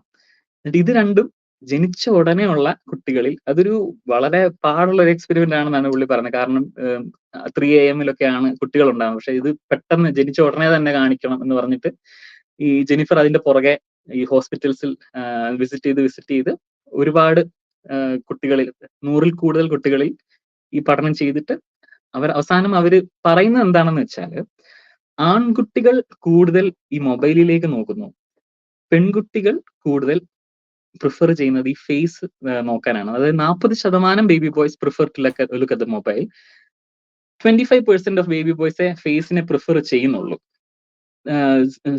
പെൺകുട്ടികളിലാണെങ്കിൽ 36% ഫേസ് ആണ് പ്രിഫർ ചെയ്യുന്നത്, 17% മൊബൈൽ നോക്കുന്നുള്ളൂ. Therefore, ജനിച്ചു വീണ കുട്ടിയിൽ സോഷ്യൽ ഇതൊന്നും ഇല്ലല്ലോ, സോഷ്യൽ ഗ്രൂമിംഗ് ഒന്നും നടക്കുന്നില്ലല്ലോ. ജനിച്ചു വീണ കുട്ടിക്ക് പോലും ഒരു മനുഷ്യന്റെ ഫേസ് ആണ് താല്പര്യം. അല്ലെങ്കിൽ പെൺകുട്ടിക്ക് മനുഷ്യന്റെ ഫേസും, ആൺകുട്ടിക്കാണെങ്കിൽ കുറച്ച് മൂവ് ചെയ്യുന്ന സിസ്റ്റമൈസിങ് ആയിട്ടുള്ള സാധനങ്ങൾക്കാണ്. ഇതൊരു ആധികാരിക പഠനമായിട്ടാണ് കാണിച്ചത്. ഇതിനകത്ത് നിരവധി പ്രശ്നങ്ങളാണ് ഇതിനകത്ത് ഒളിഞ്ഞിരിക്കുന്നത്. എന്തെങ്കിലും തോന്നുന്നുണ്ടോ ഇത് കണ്ടിട്ട് പ്രശ്നമുള്ളതായിട്ട്? എനിക്കിത് കേൾക്കുമ്പോൾ തന്നെ ബിസാറായിട്ട് തോന്നുന്നു. ലൈക്ക് അതെ, ഇത് ഒന്നാമത്തെ കാര്യം, ജനിച്ച ഉടനെ കുട്ടികളിലെ കാഴ്ചശക്തി, സമ്പൂർണമായ ഒരു കാഴ്ചശക്തി ഇല്ല. അത് ഡെവലപ്പ് ചെയ്താണ് കാഴ്ചശക്തി വരുന്നത്. അത് ഒരുവിധം എല്ലാവർക്കും അറിയാവുന്ന ഒരു കാര്യമാണ്. രണ്ടാമത്, ഇതിനകത്തുള്ള ഒരു ക്രിറ്റിസിസം എന്താണെന്ന് വെച്ചാൽ, ഈ ഈ ഈ റിസർച്ച് ചെയ്യുന്ന ആള് ജെനിഫറിന്റെ മുഖമാണ് കാണിക്കുന്നത്. ജെനിഫറിന്റെ മുഖം എങ്ങനെ കാണിക്കുന്നു എന്ന് നമുക്കറിയില്ല. ജെനിഫറിന്റെ മുഖം ചിലപ്പോൾ ഒരു കുട്ടിയുടെ അടുത്തേക്ക് കൂടുതൽ കൊണ്ടുവച്ചാൽ ചിലപ്പോൾ ആ കുട്ടി മുഖത്തിലേക്കായിരിക്കാം നോക്കുന്നത്. അപ്പൊ ജെനിഫറിന്റെ ഇംപ്ലിസിറ്റ് ബയസ് ഒരുപക്ഷെ ഇതിനകത്ത് പ്ലേ ഔട്ട് ചെയ്തിട്ടുണ്ടാവാം. അപ്പൊ അതിന് ഇവർ പറയുന്ന ഒരു മറുപടി എന്ന് പറഞ്ഞാൽ, ഞങ്ങൾക്ക് അറിയില്ല, കുട്ടിയുടെ ജെൻഡർ ഞങ്ങൾക്ക് അറിയില്ല, ഞങ്ങളോട് മാതാപിതാക്കളോട് പറഞ്ഞിട്ടുണ്ട് പറയരുതെന്നാണ്. പക്ഷെ നമ്മളൊരു ഹോസ്പിറ്റൽ റൂമിൽ അവിടെ ചെല്ലുമ്പോൾ അവിടെയുള്ള ഗിഫ്റ്റ് അല്ലെങ്കിൽ ബലൂണിന്റെ നിറമൊക്കെ നോക്കി നമുക്ക് ഏകദേശം തീരുമാനിക്കാം. അല്ലെങ്കിൽ ഡ്രസ്സിംഗ് ഒക്കെ നോക്കി കുട്ടിയുടെ ജെൻഡർ നമുക്ക് മനസ്സിലാകും. അതൊരു ഫുൾ പ്രൂഫ് സിസ്റ്റം ആക്കി ഇവരെങ്ങനെ ചെയ്യുന്ന നമുക്ക് പറയാൻ പറ്റില്ല. എനിവേ ഇതൊരു ബിസാർ എക്സ്പെരിമെന്റ് ആണ്. ഈ എക്സ്പെരിമെന്റ് ആണ് നമുക്ക് ഒരു സോഷ്യൽ കണ്ടീഷനിങ് അല്ലാതെ തന്നെ കുട്ടികളിൽ ഇങ്ങനെ ഒരു ഇതുണ്ട് എന്ന് നമുക്ക് മനസ്സിലാക്കുന്നത്. പക്ഷെ ഇതിനകത്ത് പ്രശ്നം, ഈ ഡാറ്റ നോക്കുമ്പോൾ മോസ്റ്റ് മെൻ സിസ്റ്റമൈസിങ് ആണെങ്കിൽ ഈ 40% എന്ന് പറയുന്ന ഒരു മെജോറിറ്റി പോലും അല്ല. 40% അതിൽ തന്നെ ആൺകുട്ടികൾ തന്നെ 25% ഫേസ് നോക്കി, ഒരു 15% ഡിഫറൻസ് അവിടെ ഉള്ളൂ. ഈ നമ്പേഴ്സും അത്ര സ്ട്രോങ് അല്ല. അപ്പോൾ ഇത് ഇങ്ങനെയുള്ള ചില കാര്യങ്ങൾ വെച്ചിട്ടാണ് ഈ ഫീമെയിൽ ബ്രെയിൻ മെയിൽ ബ്രെയിൻ എന്നുള്ള ഹൈപ്പോത്തസിസ് ഇദ്ദേഹം ഡെവലപ്പ് ചെയ്തത്. ഇനി നമുക്കതിന് ഫെമിനിസ്റ്റ് ബയോളജിസ്റ്റിന്റെ ക്രിറ്റിസിസംസ് എന്തൊക്കെയാണെന്ന് നമുക്ക് നോക്കാം. അപ്പൊ ഇതിനകത്ത് രണ്ടുപേരാണ് ഇതിനകത്ത് മെയിൻ ആയിട്ട് സൈമൺ ബാരൺ കോഹനെ ക്രിട്ടിസൈസ് ചെയ്തിട്ടുള്ളത്. ഒന്ന് കോഡേലിയ ഫൈൻ, രണ്ട് ജീന റിപ്പൺ. പിന്നെ കുറെ ആൾക്കാരുണ്ട്, ഞാൻ മേജർ ആയിട്ടുള്ള രണ്ടുപേരുടെ പേര് പറഞ്ഞതേ ഉള്ളൂ. അപ്പൊ ഇവരുടെ ആർഗ്യുമെന്റ്സ് എന്തൊക്കെയാണെന്ന് നമുക്ക് നോക്കാം. ഇവര് കോഡേലിയ ഫൈൻ ആണെങ്കിലും ജീന റിപ്പൺ ആണെങ്കിലും ഇതിന് ബുക്സ് ഒക്കെ എഴുതിയിട്ടുള്ള ആൾക്കാർ, ഈ ജെൻഡർ ഡിഫറൻസിന്റെ കാര്യത്തിലുള്ള ബുക്സ് ഒക്കെ എഴുതിയിട്ടുള്ള ആൾക്കാരാണ്. രണ്ടുപേരും സയന്റിസ്റ്റുകളാണ്.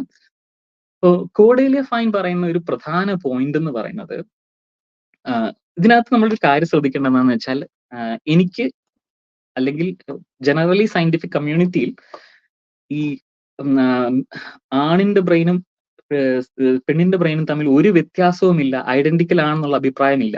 ആക്ച്വലി ഡിഫറൻസസ് ഉണ്ട്. അത് മോർഫോളജിക്കൽ ഫിസിയോളജിക്കൽ ഡിഫറൻസസ് ഉണ്ട് എന്ന് തെളിഞ്ഞിട്ടുള്ളതാണ്. അതുപോലെ തന്നെ നമ്മളുടെ ഹോർമോൺസിന്റെ എഫക്ട്, നമ്മളുടെ even starting from neonatal condition നമ്മുടെ ഹോർമോൺസ് നമ്മുടെ ബ്രെയിനിനെ അഫക്ട് ചെയ്യുന്നതായിട്ട് അറിയാം.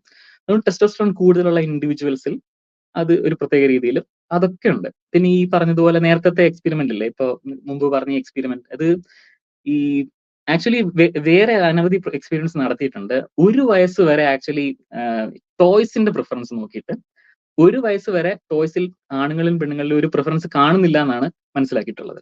പക്ഷെ 1 വയസ്സ് കഴിയുമ്പോൾ ബോയ്സിന് കുറച്ച് കാറ്, അങ്ങനെയുള്ള ട്രക്ക്, കാർ ഇങ്ങനെയുള്ളതിലേക്ക് ഒരു പ്രിഫറൻസ് കാണിക്കുന്നതായിട്ട് കണ്ടിട്ടുണ്ട്.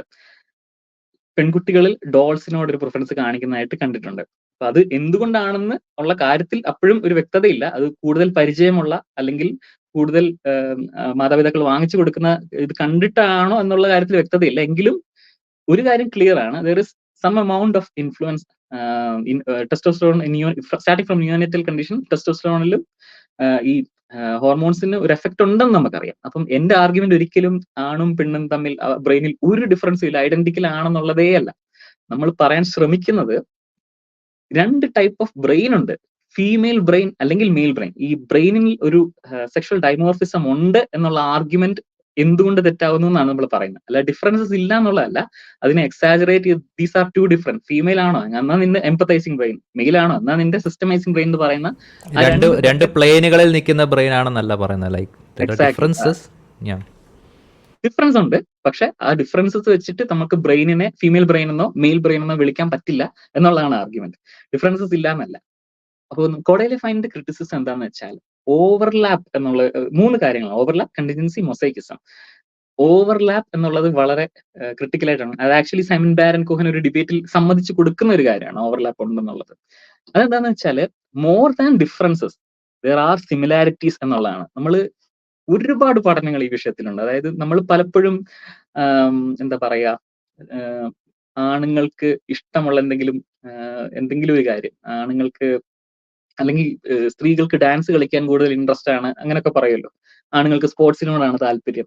പക്ഷെ ഇത് നമ്മൾ ഗ്രാഫിൽ ഈ താല്പര്യം പ്ലോട്ട് ചെയ്ത് നോക്കുമ്പോൾ നമുക്ക് മോർ ദാൻ ഡിഫറൻസസ് എപ്പോഴും ഒരു ഓവർലാപ്പ് ആണ് കാണുന്നത്. അതായത് ഒരു 90% ആണുങ്ങൾക്കും പെണ്ണുങ്ങൾക്കും ഏകദേശം ഒരേ താല്പര്യങ്ങളാണ്. പക്ഷെ ഔട്ട്ലയേഴ്സ് ഉണ്ട് എന്നുള്ളതാണ് നമ്മൾ മനസ്സിലാക്കേണ്ടത്. പല കാര്യങ്ങളിലും ആണുങ്ങൾക്ക് കൂടുതൽ അല്ലെങ്കിൽ സ്ത്രീകൾക്ക് കൂടുതൽ താല്പര്യം അങ്ങനെ മാറി മാറി വരുന്നതായിട്ടാണ് കാണുന്നത്. അപ്പോൾ ഇതാണ് ഓവർലാപ്പ് എന്ന് പറയുന്നത്. ഈ ഓവർലാപ്പിന് ഒരു നല്ലൊരു സ്റ്റഡി 2005 നടത്തിയ ഒരു മെറ്റാ അനാലിസിസ്, ഒരു 46 സ്റ്റഡീസിൽ 120 മേളിൽ ക്യാരക്ടറിസ്റ്റിക്സ് ആൻഡ് ബിഹേവിയേഴ്സ് നോക്കിയിട്ട് അനലൈസ് ചെയ്തിട്ട് അതിന്റെ ഒരു കമ്പാരിസൺ നടത്തിയപ്പോൾ ഈ ജാനറ്റ് ഹൈഡിന് മനസ്സിലാക്കാൻ സാധിച്ചത് more than sex differences in behaviour there are sex similarities എന്നുള്ളതാണ്. അതാണ് ഒരു സെക്സ് സിമിലാരിറ്റി ഹൈപ്പോത്തിസിസ് ആണ് ജാനറ്റ് ഹൈഡ് അവിടെ കൊണ്ടുവരുന്നത്. അതിന്റെ ഒരു വിഷ്വലൈസേഷൻ ആണ് ഞാനിവിടെ കാണിച്ചിരിക്കുന്നത്. ഇപ്പോ ജാനറ്റ് ഹൈഡ് മനസ്സിലാക്കി എന്താന്ന് വെച്ചാൽ ഈ 46ഓളം സ്റ്റഡീസ് അനലൈസ് ചെയ്തപ്പോൾ ജാനറ്റ് ഹൈഡ് മനസ്സിലാക്കുന്നത് 30% ഡിഫറൻസ് എന്ന് പറഞ്ഞാൽ വളരെ tiny negligible difference, 0.1 standard deviation difference മാത്രമുള്ള നെഗ്ലിജിബിൾ ഡിഫറൻസ് ആയിട്ടുള്ള ഒരു സ്റ്റഡീസ് ആണ്. അപ്പം നമുക്ക് ഈ ഓവർലാപ്പ് ചെയ്യുന്ന ഏരിയ ഓറഞ്ച് കളറിൽ കാണാം. ഇപ്പോ ആണുങ്ങൾക്കോ അല്ലെങ്കിൽ ഫീമെയിൽസിനോ ആണുങ്ങൾക്കായിരിക്കണം റെഡ് കളറിൽ ഒരല്പം മുമ്പിലേക്ക് നിൽക്കുന്ന ഡിഫറൻസ് ആണുങ്ങളുടെയാണ്. അപ്പോ ഇത് നമുക്ക് ഇത് വളരെ വ്യക്തമായിട്ട് നമുക്ക് മനസ്സിലാകും. ഇപ്പൊ 48% എന്ന് പറഞ്ഞ സ്മോൾ, വെരി വെരി സ്മോൾ അല്ല, ഒരു standard deviation up to 0.35 standard deviation ഉള്ളതാണ്. അവിടെയും ആ ഓറഞ്ച് കളറാണ് പ്രധാനമായിട്ട് കാണുന്നത്. ഇനി അവസാനത്തെ ഒരു 15%, അവസാനത്തെ അല്ല, ഒരു മീഡിയം ലെവലിൽ നമുക്ക് അപ് ടു 0.65 എന്ന് പറയാൻ പറ്റുന്നത് 15%-ഓളം ഉണ്ട്. അപ്പൊ ഈ 48 + 15 + 30 എത്രയാന്ന് വെച്ചാൽ കാൽക്കുലേറ്റ് ചെയ്ത് നോക്കിക്കോ. ഒരു മേജർ പെർസെന്റേജ് ഓഫ് ഡിഫറൻസസ് എന്ന് പറയുന്നത് actually not at all difference എന്നുള്ളതാണ് നമ്മൾ മനസ്സിലാക്കുന്നത്. വെരി സ്മോൾ ടു മീഡിയം ആണ്, വെരി സ്മോൾ ഡിഫറൻസ്. അപ്പോൾ വ്യത്യാസങ്ങളുണ്ട്, പക്ഷെ നമ്മളത് എക്സാജറേറ്റ് ചെയ്താ സ്ത്രീ ആണെങ്കിൽ ഇങ്ങനെ, ആണാണെങ്കിൽ അങ്ങനെ എന്ന് പറഞ്ഞ് രണ്ട് രീതിയിൽ സെപ്പറേറ്റ് ചെയ്യുന്ന പരിപാടി ശരിയല്ല എന്നുള്ളതാണ് നമ്മൾ മനസ്സിലാക്കേണ്ടത്. പിന്നെ ഇതിനകത്ത് മറ്റൊരു കാര്യം കോർഡേലിയ ഫൈൻ പറയുന്നത് കണ്ടിൻജൻസി എന്ന് പറഞ്ഞ ഇഷ്യൂ ആണ്. അത് കണ്ടിൻജൻസി എന്ന് പറഞ്ഞാൽ ഉദ്ദേശിക്കുന്നത് എന്താണെന്ന് വെച്ചാൽ ഇത് പലപ്പോഴും ഇറ്റ് വേരീസ്. ഈ ഡിഫറൻസസ് നേരത്തെ ഞാനൊരു കൾച്ചറൽ കാര്യം പറഞ്ഞതുപോലെ പലപ്പോഴും നമ്മൾ ഇപ്പം എംപത്തി അല്ലെങ്കിൽ റിസ്ക് ടേക്കിംഗ് ബിഹേവിയർ ഇതൊക്കെ നമ്മൾ പരിശോധിക്കുമ്പോൾ ഒരു രാജ്യത്തെ ആണുങ്ങളുടെ റിസ്ക് ടേക്കിംഗ് പ്രൊഫൈൽ പോലെ അല്ല മറ്റൊരു രാജ്യത്തെ. ഇപ്പം ജപ്പാനിലെ ഒരു കാര്യം നമ്മൾ പഠിക്കുമ്പോൾ അവിടെ ആണുങ്ങളുടെ സ്ട്രെസ് ലെവൽ പോലെ ആയിരിക്കില്ല ഒരുപക്ഷെ USA ആണുങ്ങളുടെ സ്ട്രെസ് ലെവൽ. അപ്പം ഇത് നമ്മളൊരു ബയോളജിക്കലി ആണിന് ഇങ്ങനെ ഒരു ബ്രെയിൻ ഉണ്ട് എന്ന് പറയുമ്പോൾ അത് എല്ലാ സ്ഥലങ്ങളിലും കോൺസ്റ്റന്റ് ആയിരിക്കണം.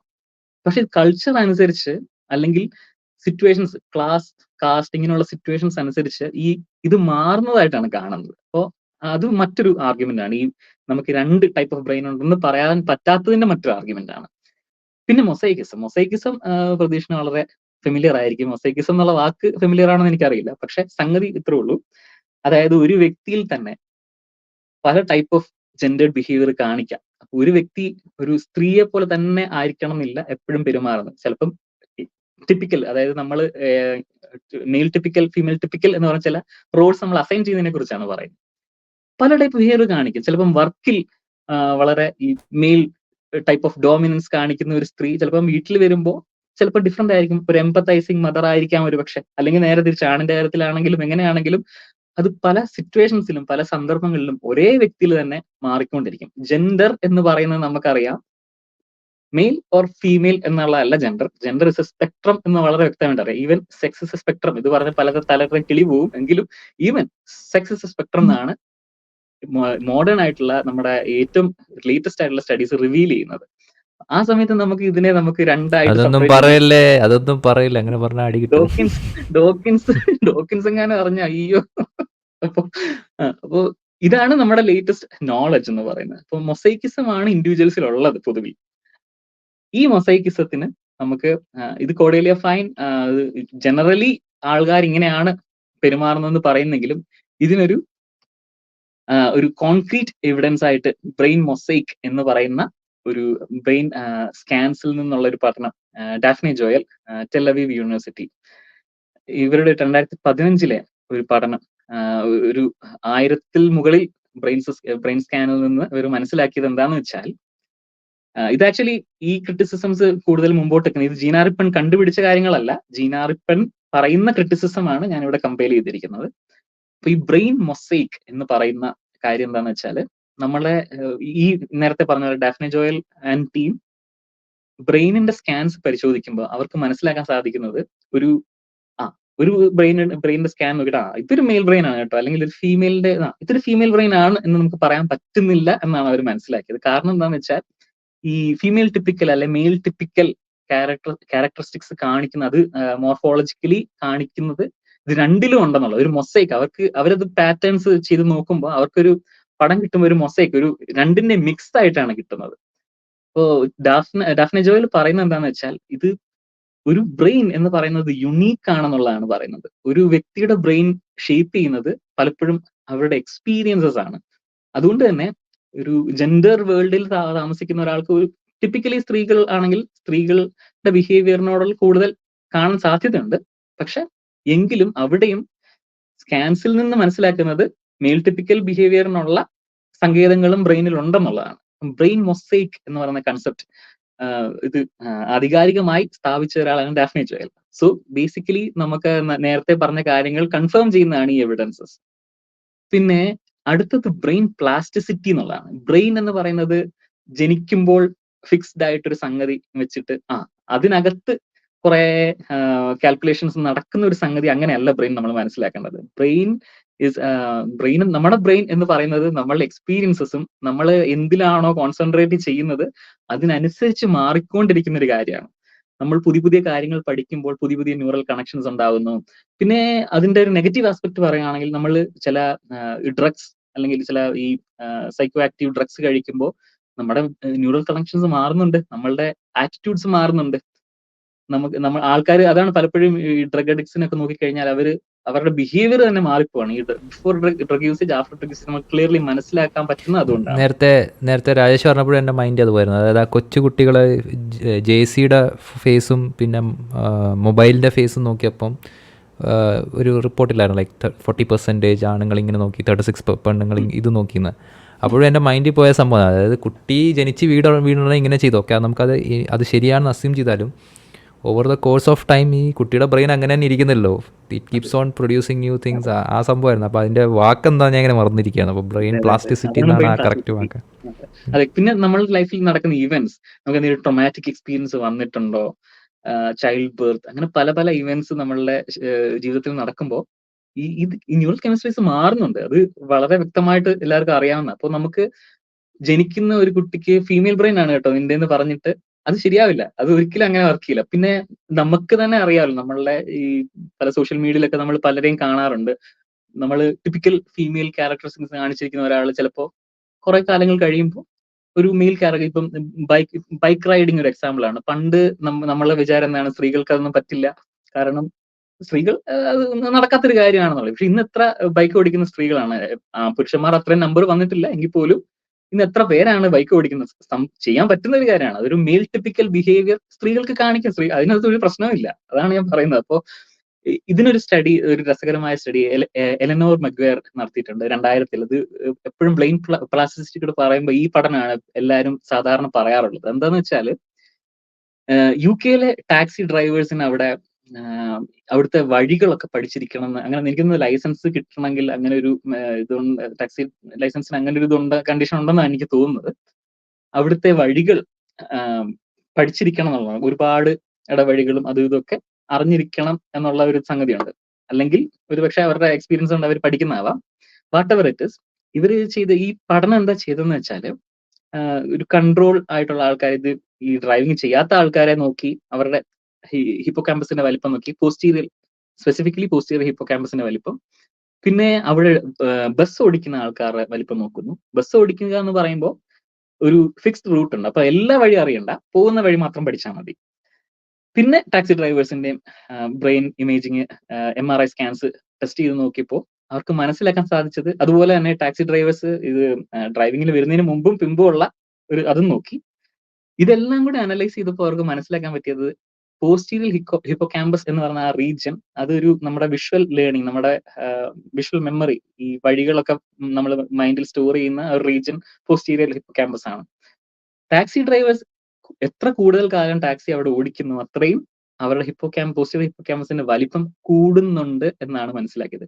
സോ അനാറ്റമിക്കലി തന്നെ നമ്മളുടെ എൻവയൺമെന്റൽ എക്സ്പീരിയൻസസ് നമ്മളുടെ ബ്രെയിനിനെ ആൾട്ടർ ചെയ്യുന്നുണ്ട് എന്ന് നമുക്ക് വളരെ വ്യക്തമായിട്ട് അറിയാം. അതാണ് brain plasticity. So for these and all reasons നമുക്ക് വളരെ ക്ലിയർലി നമുക്ക് മനസ്സിലാക്കാം, ഫീമെയിൽ ബ്രെയിൻ, മെയിൽ ബ്രെയിൻ അങ്ങനെയല്ല. There is an overlap, it can change at any time. ഇതൊക്കെയാണ് നമ്മൾ മനസ്സിലാക്കേണ്ട കാര്യങ്ങൾ. അപ്പൊ നമുക്ക് അടുത്ത ഒരു സംഗതിയിലേക്ക് സോ പോകാൻ തോന്നുന്നു. ബേസിക്കലി ഈ സൈമൺ കോഹൻ്റെ സ്റ്റഡീസിനാണ് നമ്മൾ ഇതുവരെ നോക്കിയത്. സൈമൺ കോഹൻ കൊണ്ടുവന്നത് ഇഎസ് തിയറി ആയിരുന്നു. അപ്പോൾ ഇഎസ് തിയറിക്കുള്ള മെയിൻ പ്രശ്നങ്ങൾ ഒന്ന്, അത് it's ignoring the fact that there is an overlap between male and female. അതായത് അവരുടെ ബ്രെയിനുകൾ ഓവർലാപ്പ് എന്നുള്ള പോയിന്റ് മിസ് ചെയ്യുന്നു. കണ്ടിജൻസി, അതായത് ഇത് ഓരോ കൾച്ചർ അനുസരിച്ച് മാറുന്നുണ്ട് എന്നത് ഇത് മിസ് ചെയ്യുന്നുണ്ട്. മൂന്നാമത്തേത് മൊസൈക്ക് ആണ്. ലൈക്ക് ഒരാണ് പെണ്ണ് എടുത്താൽ തന്നെ അതിൽ തന്നെ ടിപ്പിക്കൽ മെയിൽ ടിപ്പിക്കൽ ഫീമെയിൽ എന്ന് പറയുന്ന സംഭവങ്ങൾ സ്പ്രെഡ് ഔട്ട് ആണ് ബ്രെയിനിൽ. ആൻഡ് ഐ തിങ്ക് ഫോർത്തും കൂടെ എടുക്കാം, brain plasticity. Depending upon your life experiences your brain structures are also changing. അപ്പോൾ ഇതാണ് evidences. These evidences show that you cannot categorise this into രണ്ട് പ്ലെയിനിലേക്ക് കാറ്റഗറൈസ് ചെയ്യാൻ. ആൻഡ് ഇതെല്ലാം കൊണ്ടുവന്നത് ഫെമിനിസ്റ്റ് ബയോളജിസ്റ്റുകളാണ്. ഇത് ഒന്നും കൂടി എടുത്ത് ഞാൻ പറയാം. കാരണം എന്താണെന്ന് വെച്ചാൽ ഇത് പറയുമ്പോൾ ഇത് ഒരു ടച്ചി സാധനമാണ്. കാരണം ടിപ്പിക്കലി സ്ത്രീ വിരുദ്ധർ അല്ലെങ്കിൽ മെനിനിസ്റ്റുകൾ, ഇൻസെൽസ്, പിന്നെ കുറച്ച് നമ്മുടെ facts don't care about your feelings bro എന്ന് പറയുന്ന കുറച്ച് എത്തീസ്റ്റുകൾ, ഇങ്ങനെയുള്ള ആൾക്കാർ ടിപ്പിക്കലി ഇത് യൂസ് ചെയ്യുന്നത് എന്തിനാണെന്ന് വെച്ചാല് സ്ത്രീകൾ ചില ഫീൽഡുകളിലുള്ളത് അവരുടെ ബ്രെയിനിന്റെ ഇത് കൊണ്ടാണ് എന്ന് പറയുന്നൊരു സംഗതിയുണ്ട്. അത് നമ്മളിത് പറയുമ്പോൾ ഇവർ ചാടിക്കറി പറയാൻ അത് ശരിയല്ലല്ലോ, ആണിന്റെ ബ്രെയിനിനകത്ത് ഇന്ന റീജൻ, അമിഗ്ഡലയുടെ റീജൻ ഇത്ര വലിപ്പമില്ലേ, രാഹുൽ ഈശ്വർ എന്നൊക്കെ പറയുന്ന കേൾക്കാറുണ്ട്. ഇത് പെണ്ണിന്റെ അങ്ങനെ ഒരു സംഗതി വരും. നമ്മൾ പറയുന്നത് ഡിഫറൻസസ് ഇല്ല എന്നുള്ളതല്ല, ഒന്നുകൂടെ എടുത്ത് പറയാം, ഡിഫറൻസസ് ആർ ദെയർ എന്നാണ് ഞാൻ പറയുന്നത്. ഡിഫറൻസസ് ഉണ്ട്. അതുപോലെ തന്നെ നമ്മളുടെ ഹോർമോൺസ് നമ്മുടെ ബ്രെയിനിനെ അഫക്ട് ചെയ്യുന്നുണ്ട്. ബിഹേവിയറൽ ഡിഫറൻസസും ഉണ്ടെന്നാണ് ഞാൻ പറയുന്നത്. പക്ഷെ ഈ ഡിഫറൻസസ് എന്ന് പറയുന്നത് നമ്മളൊരു ഗ്രാഫിൽ പ്ലോട്ട് ചെയ്യുമ്പോൾ അതിനകത്ത് overlap, similarity is more, differences more than differences there are similarities. അതുപോലെ തന്നെ ഓരോരുത്തരുടെ ബ്രെയിൻ യുണീക്ക് ആണ്. നമ്മളുടെ എക്സ്പീരിയൻസസ് ആണ് നമ്മുടെ ബ്രെയിനിനെ ക്രിയേറ്റ് ചെയ്യുന്നത്. ഈ കാരണങ്ങൾ കൊണ്ട് നമുക്ക് ഒരു ബ്രെയിൻ എടുത്തിട്ട് ഇത് ഫീമെയിൽ ബ്രെയിൻ ആണ്, ഇത് മെയിൽ ബ്രെയിൻ ആണ്, ഇത് സിസ്റ്റമൈസിങ് ആണ്, ഇത് എംപത്തൈസിങ് ആണെന്ന് പറയാൻ പറ്റില്ല എന്നുള്ളതാണ് നമ്മുടെ ആർഗ്യുമെന്റ്. അല്ലാതെ ബേസിക്കലി ഇത് കണ്ടിട്ട് എന്റെ റിഡക്റ്റീവ് ചാനൽ സ്ത്രീകൾ കാണുന്നില്ല, അതുകൊണ്ട് റിഡക്റ്റീവ് ചാനലിന്റെ കണ്ടന്റ് സ്ത്രീകൾക്ക് ഇഷ്ടമില്ല എന്ന് പറയാൻ പറ്റത്തില്ല എന്നതാണ് പോയിന്റ്. അതെ, അയ്യോ, അത് നമുക്ക് ആ പോയിന്റ് നമുക്ക് റിവിസിറ്റ് ചെയ്യാം ഒരു minute. Okay, Stoet and Geary study കേട്ടിട്ടുണ്ടാവുമല്ലോ അല്ലെ? ക്ലബ് ഹൗസ് തുടങ്ങിയത് തന്നെ ഇത് വെച്ചായിരുന്നു. അതെ, കാരണം നമുക്ക് ജെൻഡറിനെ സംബന്ധിച്ചുള്ള എല്ലാ തർക്കങ്ങളിലും സ്ഥിരമായി ഈ സ്ത്രീ വിരുദ്ധ ഗ്രൂപ്പുകൾ പറഞ്ഞ് അവരുടെ ഒരു ബൈബിള് പോലെയാണോ ഇതൊന്നും എനിക്ക് തോന്നിപ്പോകാറുണ്ട് ഇടയ്ക്ക്. അതുപോലെ റിപ്പീറ്റ് ചെയ്തിട്ടുള്ള ഒരു സാധനമാണ് സ്റ്റോയ്റ്റ് ആൻഡ് ഗാരിയുടെ പഠനം. അത് ഇത് നമ്മൾ മനസ്സിലാക്കേണ്ടതെന്ന് വെച്ചാൽ ഇത്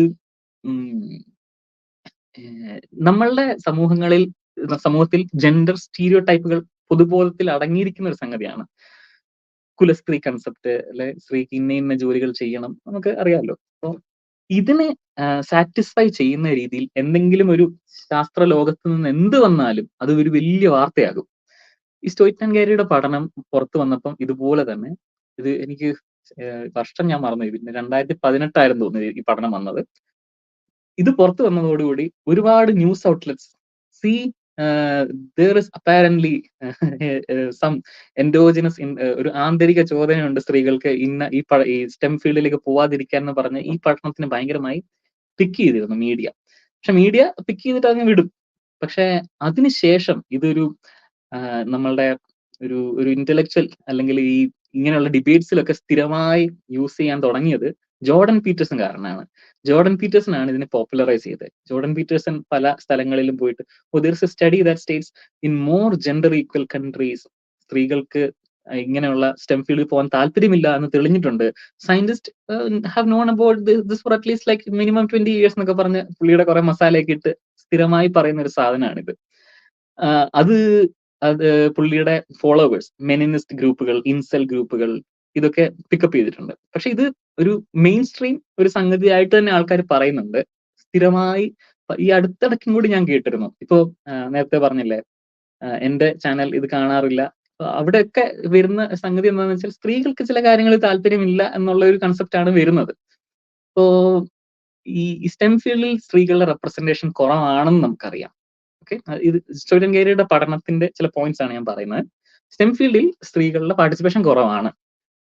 അപ്പോ നമുക്ക് റീസണബിളി നമുക്ക് മനസ്സിലാക്കാം ഈ ജെൻഡർ ഇനിക്വാളിറ്റി അല്ലെങ്കിൽ ജെൻഡർ ഇക്വാളിറ്റി ഉള്ള സ്ഥലങ്ങളിൽ ഈ സ്റ്റെം ഫീൽഡ് സ്ത്രീകളുടെ പാർട്ടിസിപ്പേഷൻ കൂടണം. കാരണം ജെൻഡർ ഇക്വാളിറ്റി ഇല്ലാത്തത് കൊണ്ടാണല്ലോ സ്ത്രീകൾ ഇങ്ങനെയുള്ള ഫീൽഡിലേക്ക് അവർ പിൻവലിയുന്നത്. അപ്പൊ ജെൻഡർ ഇക്വാളിറ്റി ഉള്ള സ്ഥലങ്ങളിൽ സ്ത്രീകൾ കൂടുതൽ സ്റ്റെം ഫീൽഡിൽ വരേണ്ടേ എന്നാണ് ചോദിക്കുന്നത്.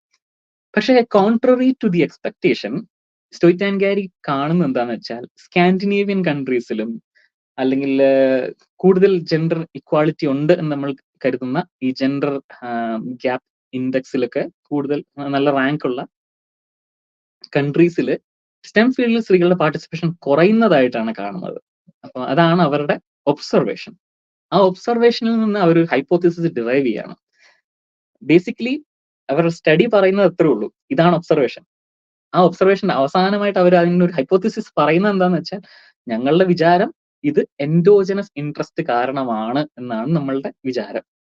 അതിനെ സാധൂകരിക്കാൻ അതവര് ഒരു സ്റ്റേറ്റ്മെന്റ് ആയിട്ട് പറയല്ല, ഒരു ഹൈപ്പോത്തിസിസ് ആയിട്ടാണ് പറയുന്നത്. അതിനെ സാധൂകരിക്കാൻ ഫർദർ സ്റ്റഡീസ് നടത്തേണ്ടതുണ്ട്.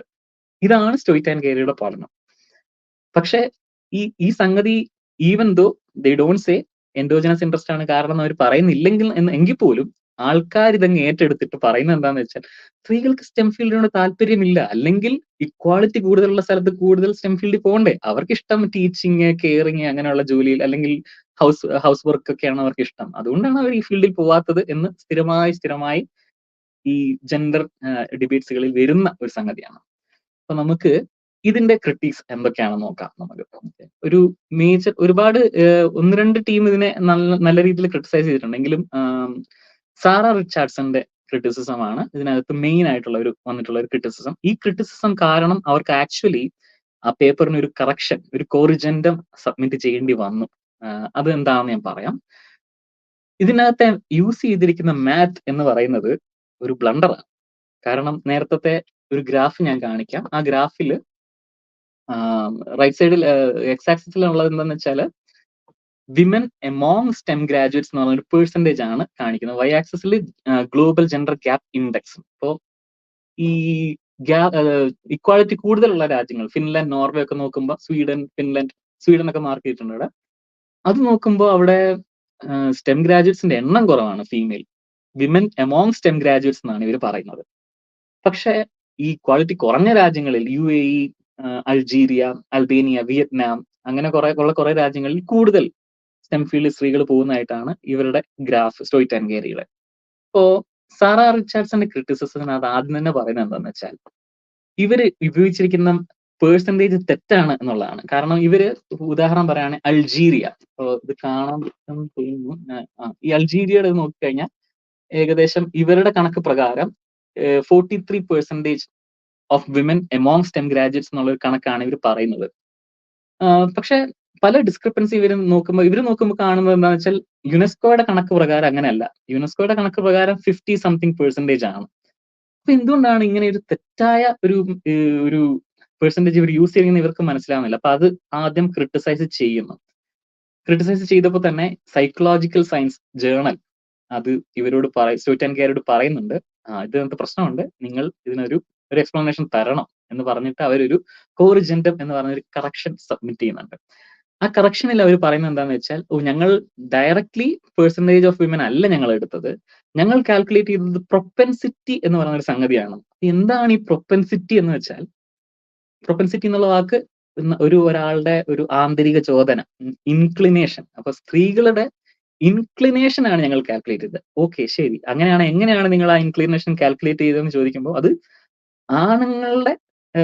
ആണുങ്ങൾ എത്രത്തോളം സ്റ്റെം ഫീൽഡിലേക്ക് പോകുന്നു അതിനെ വെച്ച് കമ്പയർ ചെയ്യുക, എന്നാലേ നമുക്ക് ജെൻഡർ സെക്സ് ഡിഫറൻസ് ഇതിനകത്ത് മനസ്സിലാക്കാൻ പറ്റൂ.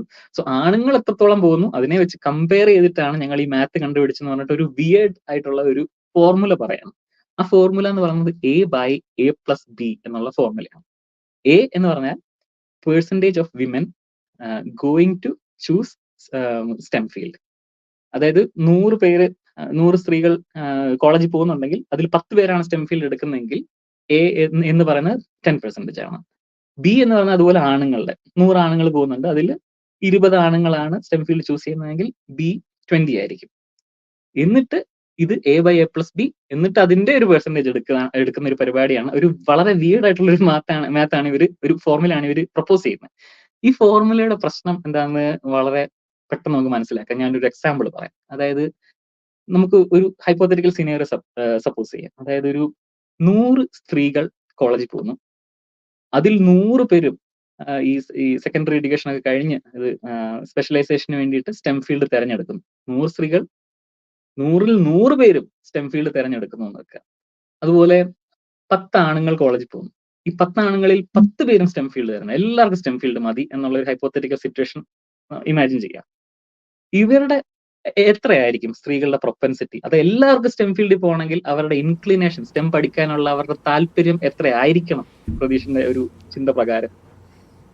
ബൈ ബേസിക് കോമൺ സെൻസ് പറയുന്നത് 100% സ്ത്രീകളും ഉണ്ടെന്നാണ്. പക്ഷെ ഇവരുടെ മാത്ത് വെച്ച് എനിക്ക് 50% അങ്ങനെ നല്ല വരും. അതെ, ഇവരുടെ മാത്ത് വെച്ച് നോക്കുമ്പോൾ എന്താ സംഭവിക്കുന്നത്?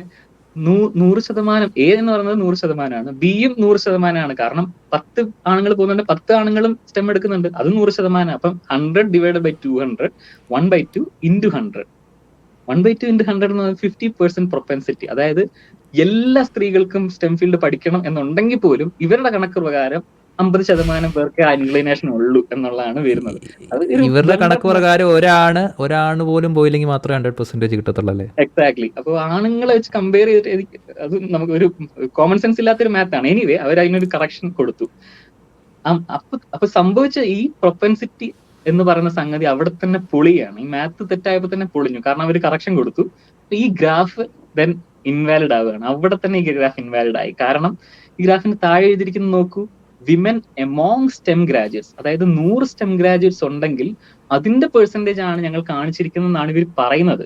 പക്ഷെ യഥാർത്ഥത്തിൽ അങ്ങനല്ല. ഇപ്പൊ നമ്മളുടെ ഹൈപ്പോത്തറ്റിക്കൽ കേസിൽ 110 പേരുണ്ട് സ്റ്റെമ്മില്, അതിൽ 100 പേര് സ്ത്രീകളാണ്, എങ്കിൽ പോലും 50% കൊടുക്കുന്നുള്ളൂ. അപ്പൊ ഇവരുടെ ആ കണക്ക് തെറ്റാണ്, അവരുടെ ഗ്രാഫ് തെറ്റാണ്. അപ്പൊ തന്നെ അത് ഇൻവാലിഡ് ആയി. എനിവേ അവർ പറയുന്നത് എന്താന്ന് വെച്ചാൽ, സാറ റിച്ചാർഡ്സൺ ഒരു മറുപടി അവർ കൊടുക്കുകയാണ്.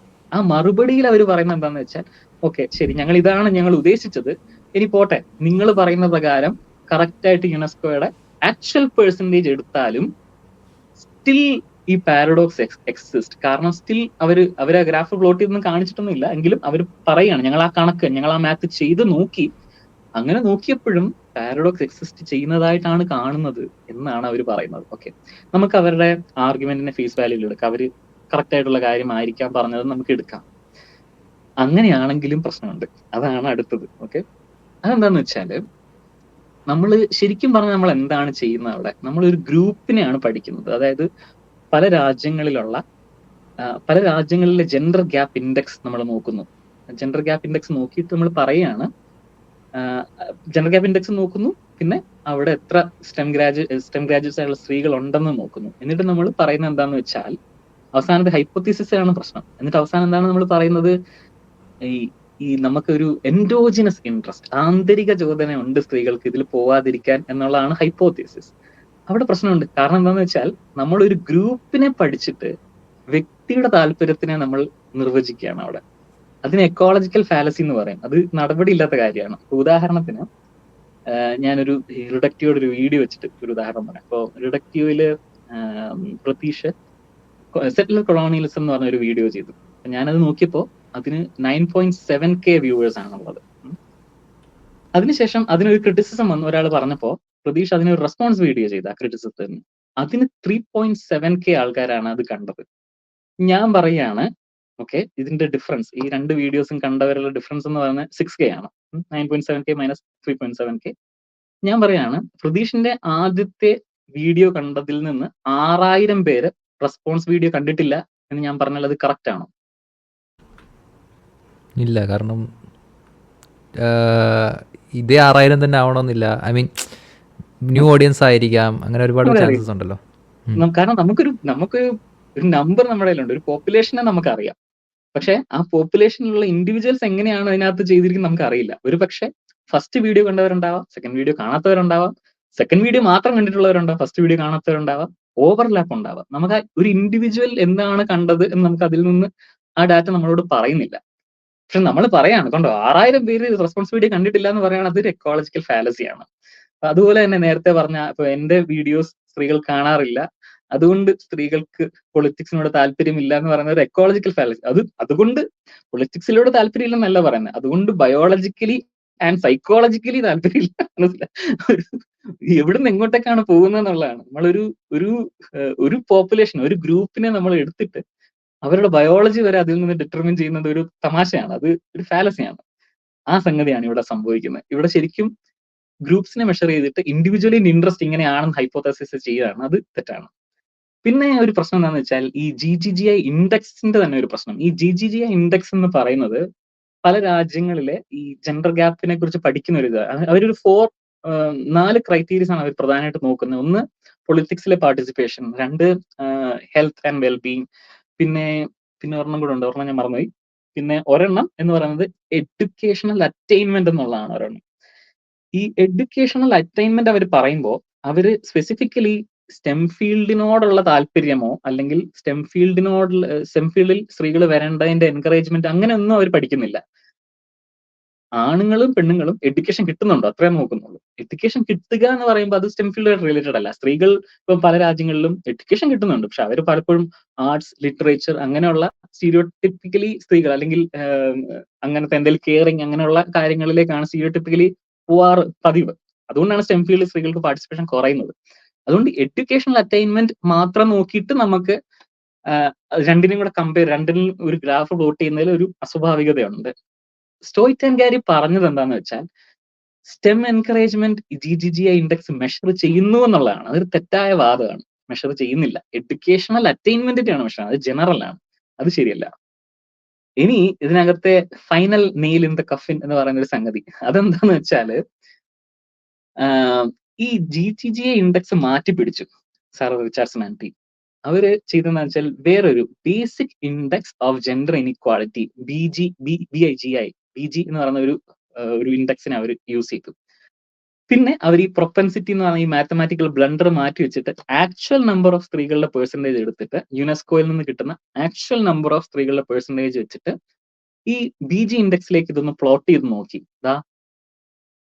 ചോദ്യം വന്നില്ല, പാരഡോക്സും വന്നില്ല, ഒന്നും വന്നില്ല. കിടക്കുന്നത് ആ ഫോട്ടോ ആണ് ഇവിടെ നേരത്തെ നോക്കൂ. നേരത്തെ താഴോട്ടൊരു ലൈനാണ് അതിന്റെ ഒരു കാണുമ്പോൾ നമുക്ക് മനസ്സിലാക്കാം. പക്ഷെ ഇവിടെ നോക്കൂ, അങ്ങനെ ഒരു സംഗതിയെ കാണുന്നില്ല. ഏകദേശം സിമിലർ ലൈൻസിലാണ് കിടക്കുന്നത്. ഈ സ്റ്റെമ്മിന്റെ നമ്പർ ഈ ഇൻഡെക്സിന്റെ ഒരു ഏകദേശം സിമിലർ ലൈൻസിലാണ് കിടക്കുന്നത്. പാരഡോക്സ് വാനിഷ് ആയി പോയി എന്ന് പറഞ്ഞാൽ മതിയല്ലോ. ഇതിനകത്ത് ഒരു വലിയൊരു തമാശ എന്താന്ന് വെച്ചാൽ ഇവർ ഉപയോഗിച്ച ഇൻഡെക്സ് എന്തായിരുന്നു? BG ഇൻഡെക്സ് എന്തായിരുന്നു? അതിനകത്തൊരു തമാശയുണ്ട്. പറഞ്ഞത് അല്ല, BG ഇൻഡെക്സിന്റെ റെലവന്റ് ഡിഫറൻസ് എന്തായിരുന്നു എന്നോടൊന്ന് ക്ലിയർ ചെയ്യാം. അത് ഞാൻ പറയാം. ഈ BG ഇൻഡെക്സ് എന്ന് പറയുന്നത് മറ്റൊരു ഇൻഡെക്സ് മാത്രമാണ്. GGGI ഇൻഡെക്സിന് പകരം മറ്റൊരു ഇൻഡെക്സ് യൂസ് ചെയ്തേ ഉള്ളൂ. ഇനി ഇതിനകത്തൊരു ക്യാച്ച് എന്താന്ന് വെച്ചാൽ ഈ BG ഇൻഡെക്സിനെ കുറിച്ച് ഇപ്പൊ പ്രതീക്ഷ ചോദിച്ചില്ലേ, അതൊരു നല്ല ഇൻഡെക്സ് ആണോ എന്നാണ് പ്രതീക്ഷ ഉദ്ദേശിച്ചല്ലേ. അതൊരു നല്ല ഇൻഡെക്സ് അല്ല എന്ന് ലോകത്തിൽ ആര് പറഞ്ഞാലും സ്റ്റോയ്റ്റൻഗാരി പറയില്ല അത് നല്ലതല്ല. കാരണം എന്താന്ന് വെച്ചാൽ 2019 സ്റ്റോയ്റ്റൻഗാരി ആണ് ഈ BG ഇൻഡെക്സ് കണ്ടുപിടിക്കുന്നത്. അവര് കണ്ടുപിടിച്ച ഇൻഡെക്സ് ആണ് ഇത്. അപ്പൊ അവര് കണ്ടുപിടിച്ച ഇൻഡെക്സിൽ അവരുടെ ഒരു വാദം പ്ലോട്ട് ചെയ്ത് ആക്ച്വൽ നമ്പർ ഉപയോഗിച്ച്, ബ്ലണ്ടർ മാത്ത് അല്ല, ആക്ച്വൽ നമ്പേഴ്സ് ഉപയോഗിച്ച് പ്ലോട്ട് ചെയ്തപ്പോ സാധനം പാരഡോക്സ് ഇല്ല, വാനിഷ് ആയിപ്പോയി. പാരഡോക്സ് തീർന്നു. സംഭവം തീർന്നു. പാരഡോക്സ് അവിടെ തീർന്നു. അപ്പൊ ഈ സാധനമാണ് എല്ലാരും പൊക്കി പിടിച്ചു. നമ്മുടെ മെനിനിസ്റ്റ് ഇൻസൽ ടീമുകളും പിന്നെ അതുപോലെ നമ്മുടെ ശാസ്ത്രജ്ഞരും ഒക്കെ പൊക്കി പിടിച്ചുണ്ട്. ശാസ്ത്രജ്ഞർ എന്ന് പറഞ്ഞാൽ ആക്ച്വലി ശാസ്ത്രജ്ഞരല്ല, ഞാൻ ശാസ്ത്രജ്ഞർ പറഞ്ഞപ്പോൾ ശാസ്ത്രജ്ഞർ അങ്ങനെയാണ് ഞാൻ പറയുന്നത്. സയൻസ് കമ്മ്യൂണിക്കേറ്റേഴ്സ് എന്ന് വിളിക്കുന്ന ഒരു വിഭാഗം, അവരൊക്കെ ഈ സാധനം എല്ലാവരും അല്ല, ഒരു സ്പെസിഫിക് വിഭാഗമാണ് എല്ലാവരും. സയൻസ് ഗുണ്ടകൾ എന്ന് പറയുന്ന ഇത് പണ്ടേ മരിച്ച് മണ്ണടിഞ്ഞ ഒരു സാധനമാണ് ഈ ജെൻഡർ പാരഡോക്സ്. അപ്പം ഇത് ഇപ്പോഴും പൊക്കി പിടിച്ചു വരുന്നവർക്ക് ഈ വിഷയത്തിൽ എന്തൊക്കെയാണ് ഇതിന്റെ ബാക്ക്ഗ്രൗണ്ട് സംഭവിച്ചെന്ന് അറിവില്ലായ്മ കൊണ്ട് പറയുന്നതാണ് ശരിക്കും. അപ്പോ ഇതൊക്കെ മനസ്സിലാക്കി കഴിഞ്ഞാൽ ഒരാൾക്കും ആ സാധനം ഒന്നും കൂടി പറയാൻ തോന്നില്ല. ഇനി ഇതൊക്കെ പോട്ടെന്ന് വെക്കാം. നമുക്ക് ഒരു നമ്മൾ സയന്റിഫിക് അല്ലെങ്കിൽ നമ്മുടെ ഈ അനാലിറ്റിക്കൽ റീസണിങ്ങിന് ഒരു പ്രധാന ഒരു സംഗതിയാണ് correlation is not equal to causation എന്ന് പറയുന്ന ഒരു സാധനം.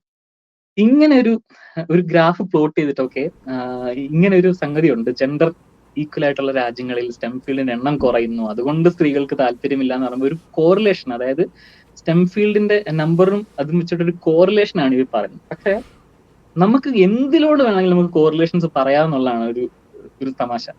ഉദാഹരണത്തിന് ഇതിപ്പോ അൺലേണിംഗ് എക്കണോമിക്സ് എന്ന് പറഞ്ഞൊരു യൂട്യൂബ് ചാനലാണ്, നല്ല ചാനലാണ്. ആ ചാനലിന്റെ അകത്തുനിന്ന് ഞാൻ എടുത്ത ഒരു സാധനമാണ്.